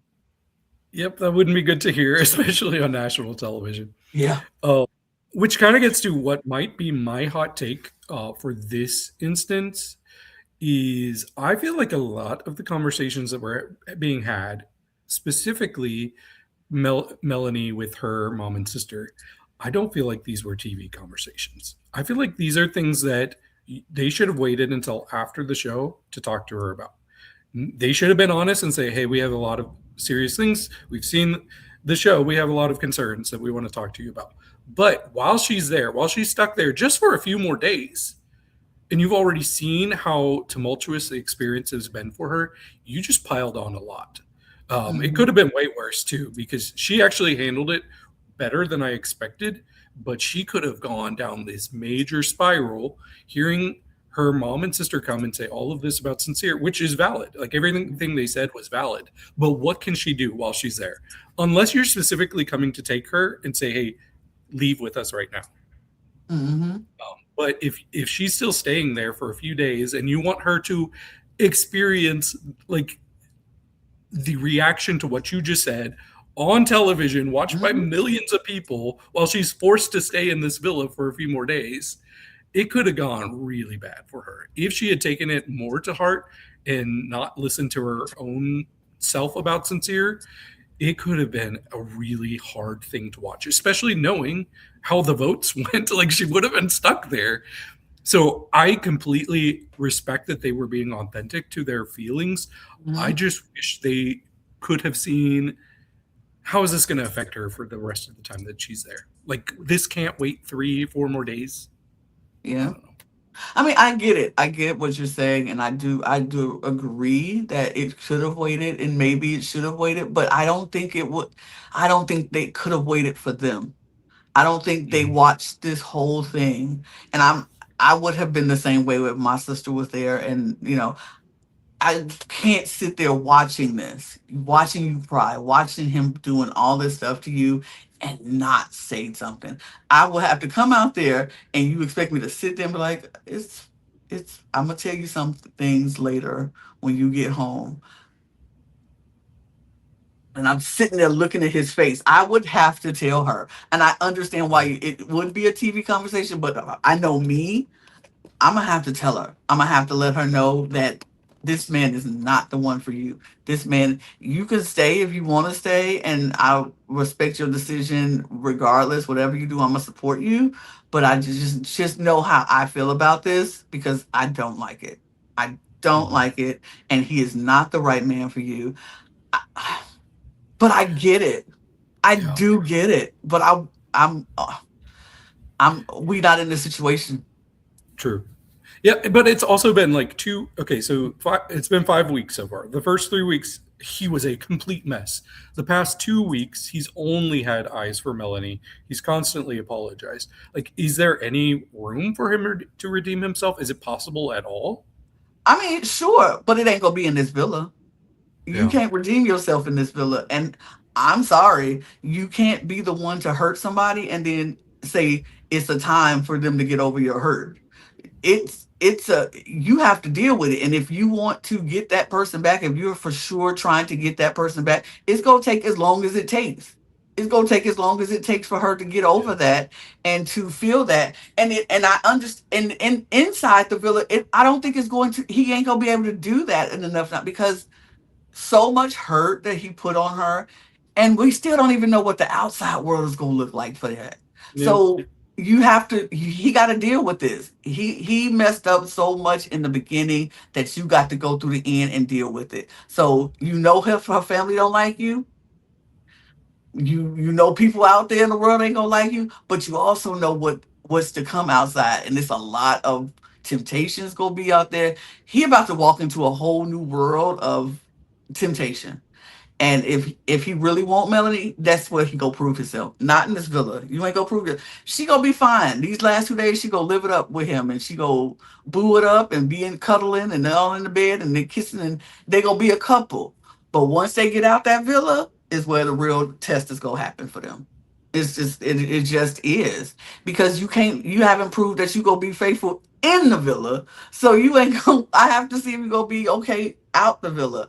And that's what I think the difference with Casey and with Bryce is going to be. They made that commitment in the villa to go out the villa and know I'm in a relationship. He ain't doing that because he ain't happy to do that. Zach ain't doing that because he know what's happened. He know firsthand what happens when they get out that villa because he watched his brother go through this. That's why I never liked Zach because you, sir, know what happened, and that's why you won't make it exclusive because you know what kind of life is gonna be outside of that villa because you watched your brother go through it, and now you know you finna go out and go through it. Not to extend to Charlie, because people actually liked Charlie when he left, but we ain't liking you. So I don't know what that's gonna be for you, but you know it's gonna be something Yep. out there that's gonna be bigger. So I don't know. I think But he just has to wait and see. Sincere was ready to DTR before movie night. Like the episode of movie night, he was talking about doing that. Yeah, And yeah. then that's when it kind of changed everything. So I think him holding back on like putting a title on it Hmm. was out of respect for her feelings after seeing what he had done. So Yes, I respect that. Like I I'm glad he do. hasn't closed it off after that. Absolutely. He shouldn't have. And he shouldn't. He just needed to. And he just has to deal with, like I said, he just has to wait till they get out the villa. I think they are the Mhm. only couple and Colin and Naya, who I feel like, yeah, we should wait till afterwards and we should see where this goes because this is still new. It's still not 6 weeks in, 6 weeks in.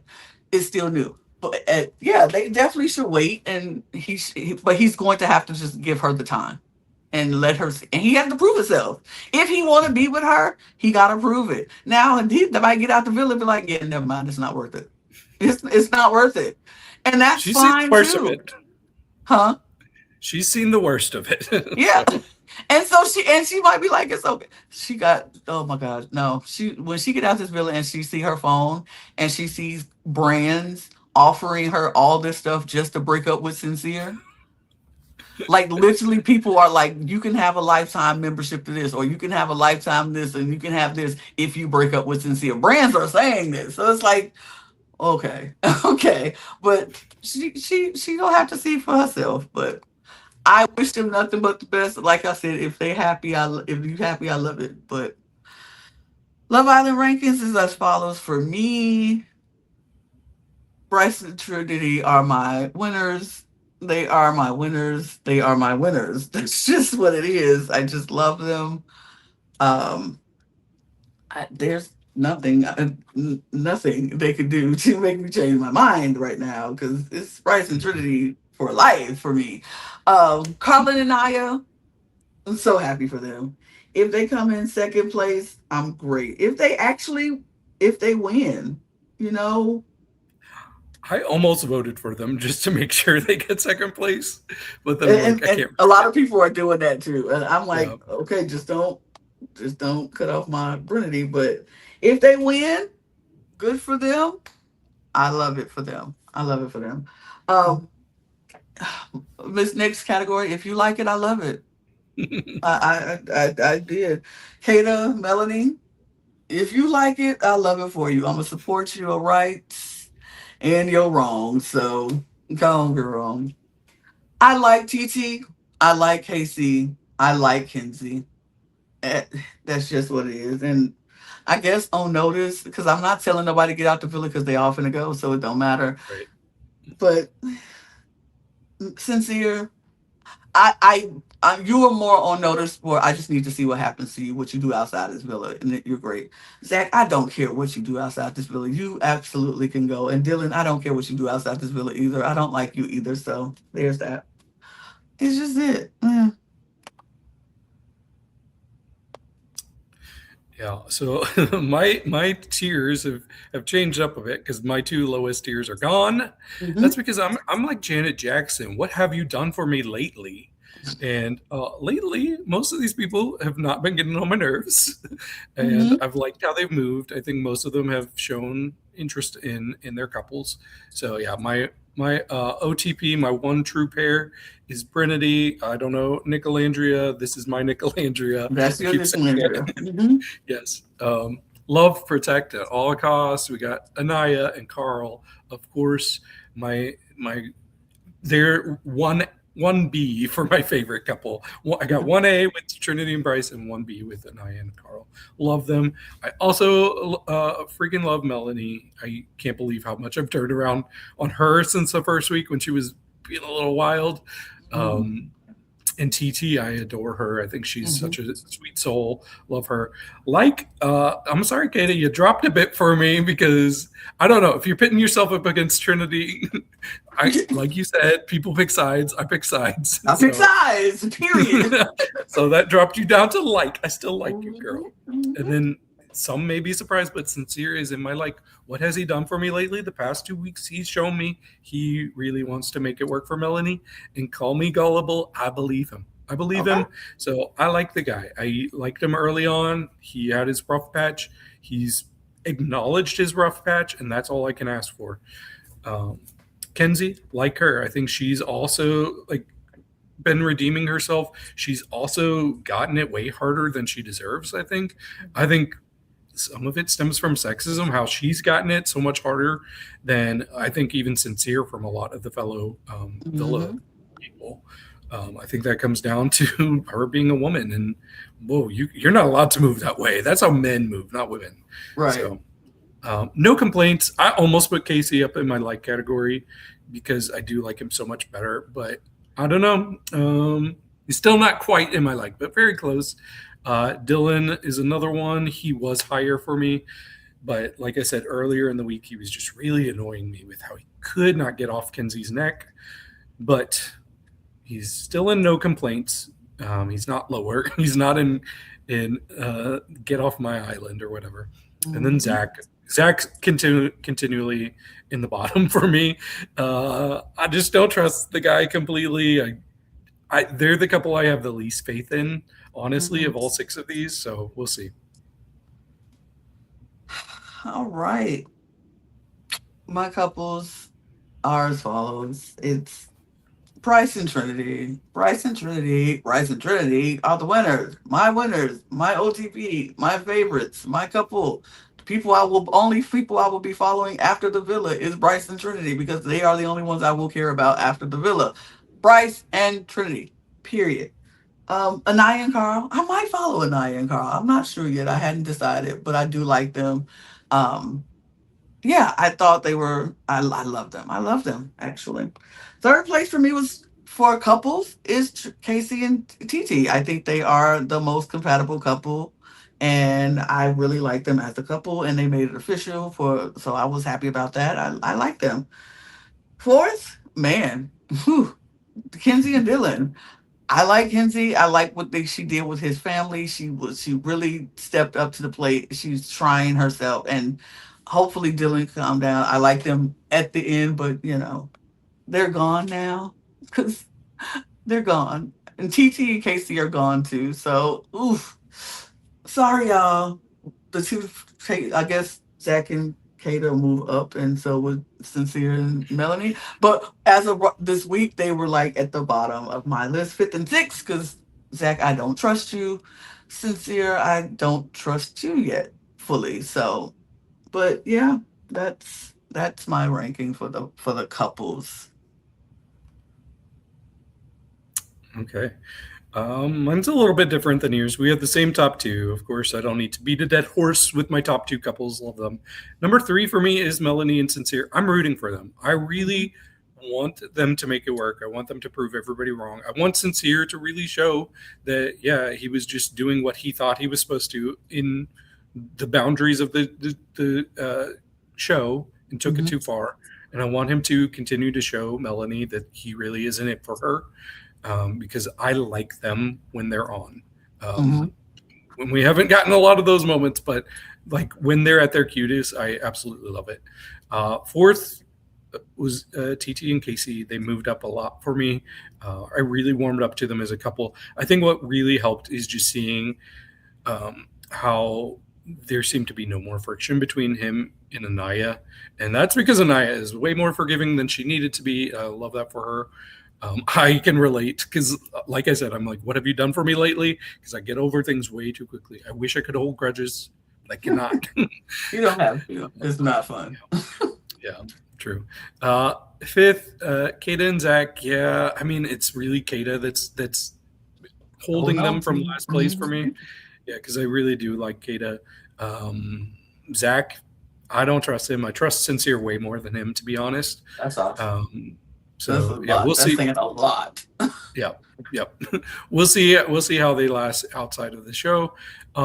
Kenzie and Dylan are sixth. I did like them more, but it really was all the Dylan stuff that makes me still question if he was just playing the game, if he even likes her. I hope he does because I do think they're a cute couple. But I just don't like it when somebody in a couple is constantly making somebody else feel bad about their past.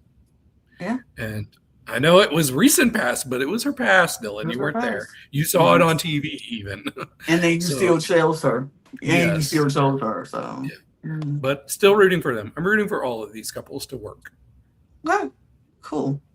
Um, that's Love Island USA. We have the finale on Sunday, and Today. today is, yeah, when this comes out today is Sunday. So we'll be seeing later on how who's going to be our winners of Love Island 2026 and why is it Trinity? Just saying, because that's who it is. Um, I'm just gonna go right into Love Island UK rankings, and I'll talk about this week as we go. Movie night week. It was movie night week, and a lot of stuff has came out, and people got on my nerves. People got on my nerves. Jazz, Cav, Yaz, Lorenzo, this whole triangle thing with the four of them is just beyond me. It's so crazy to me that that is what's happening here. He came back from Casa with Charlene and then dumped Charlene because he wanted to get back with Jazz because he just was so confused, and movie night saw some things that he didn't like and she didn't like, and he didn't like how it made her feel, and now he wants to be with her again. I'm over it. I'm over it with Jazz and Cav. Like, you knew you liked her when you listened to Aiden talking about taking an emotional break. You knew you liked her then. You knew you liked her when you went over to Casa and started kissing on this girl. You knew you liked her when you brought her back, but then you brought her back anyway. And so now you want to know, like, oh, no, no, no. And so now you hurt Charlene because now you brought her back, and then now you don't want nothing to do with her. Waste of time. These men wasted all these girls' times, and I hate it. Hate it for Charlene. Hate it for her. But girl, you watched the show too before you came in, and you knew. So it is what it is. And that whole we were on a break, whatever. I don't like that. We on a break. What do you date? What is this, friends? Like, stop it. We were on a break. Same thing with he didn't like that. He didn't like that Jasmine and Lorenzo was talking and flirting in their conversations. And it's like, but they told you that they had 20% flirt in their conversations, but the rest of the time they just be talking. And of course, when it's movie night, they just go show you the 20% of flirting. Like, of course they're not gonna show you the whole thing. It's come on now. And so, but Lorenzo is like, that's what it was just a little flirt, a little, he's a flirt. And Yasmin piping himself up and what it was, I feel justified and vindicated in what you did and blah, blah, blah. And they were like, we didn't do anything that we didn't tell you we did. Like, we literally told you what we did. It was very open, and it was it's crazy. Yasmin, be happy with Tommy and move on. Like, just move on. Just move on. And she did. She does move on. And I'm happy with that. Simba, poor thing. He ain't know what he wanted. He went in costume, went crazy. Paul Angelista did not deserve what happened to her in with Casa and him, and then you brought back the baddest, one of the baddest chicks in the Casa Amor, and then you do her dirty like you. Oh, Mora, the queen that you are, I love you. You need to come back on something else. I kind of wish you would get on games because I need you to be introduced to the American audience because Mora, you will hit. You will hit on the American market. You would be such a baddie over here. Like, the boys would love you. I, Mora, the baddie that you are that. You're a queen. But You came over here and he brought her over to waste her time just to break up with her 24 hours later because you still hung up on Angie, which you should have been in the first place. Like, Simba, Simba, Simba. But I will say, towards the end of the week, Simba has done. He is doing the sincere. He is sincere of the UK. Like he is, oh my god, he's literally trying. But he is breaking everything off. He is talking to only Angelista. He broke off with more and he is giving Angelista her time. He is doing his work. He's putting in the work of trying to get her back. And I will say I appreciate that. I do love that. He is like, it's just you, it's just you, it's just you. I'm not going after nobody else, it's just you. And he's putting in the work. They eventually got back together doing a recoupling at the end of the week. It's so good and whatever. um Finley and Ellie were my favorite couple, but and at movie night, she's confessed how she's falling for him. He's the one, all that stuff. I thought they were just great, grand couple. um Finley, you don't have sex with a woman on a show and then on the next day you go out and you just start having romantic conversations with the new bombshell that walks in the villa. I don't know what to tell you, and you want to know why she's mad at you.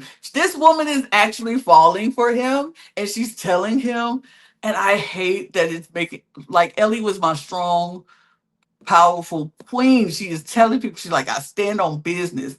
And now she found the boy that she likes, and she is like crying, and she has to feel, oh, so, I hate it for you, Ellie girl. But I know because you actually liked him, you felt safe enough with him to give up what's important to you. And it's like, he's now having romantic conversations with this new bombshell that just came in, and it's like, oh my god, these men. You should have never slept with her, Finley. You should have never. But you're a man, and that's what you men do. That's what y'all nasty work. Nasty work. I don't know, Finley. You might just have you might just lost 50K. You might have like just lost 50K because, yeah, I don't know. The American public, I mean, the UK public is not happy with you right now, Finley.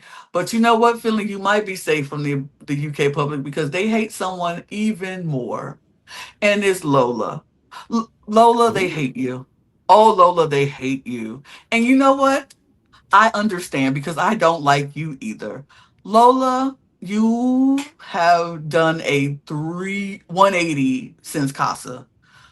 You have, all ever since they came back from Casa and they have told you that Julia was flirting with Sean and wanted to get with him, but she didn't really. She flirted with him one day and then she left it alone because she liked Lorenzo better. But okay, according to Sean, she was flirting with him the whole time. But all right.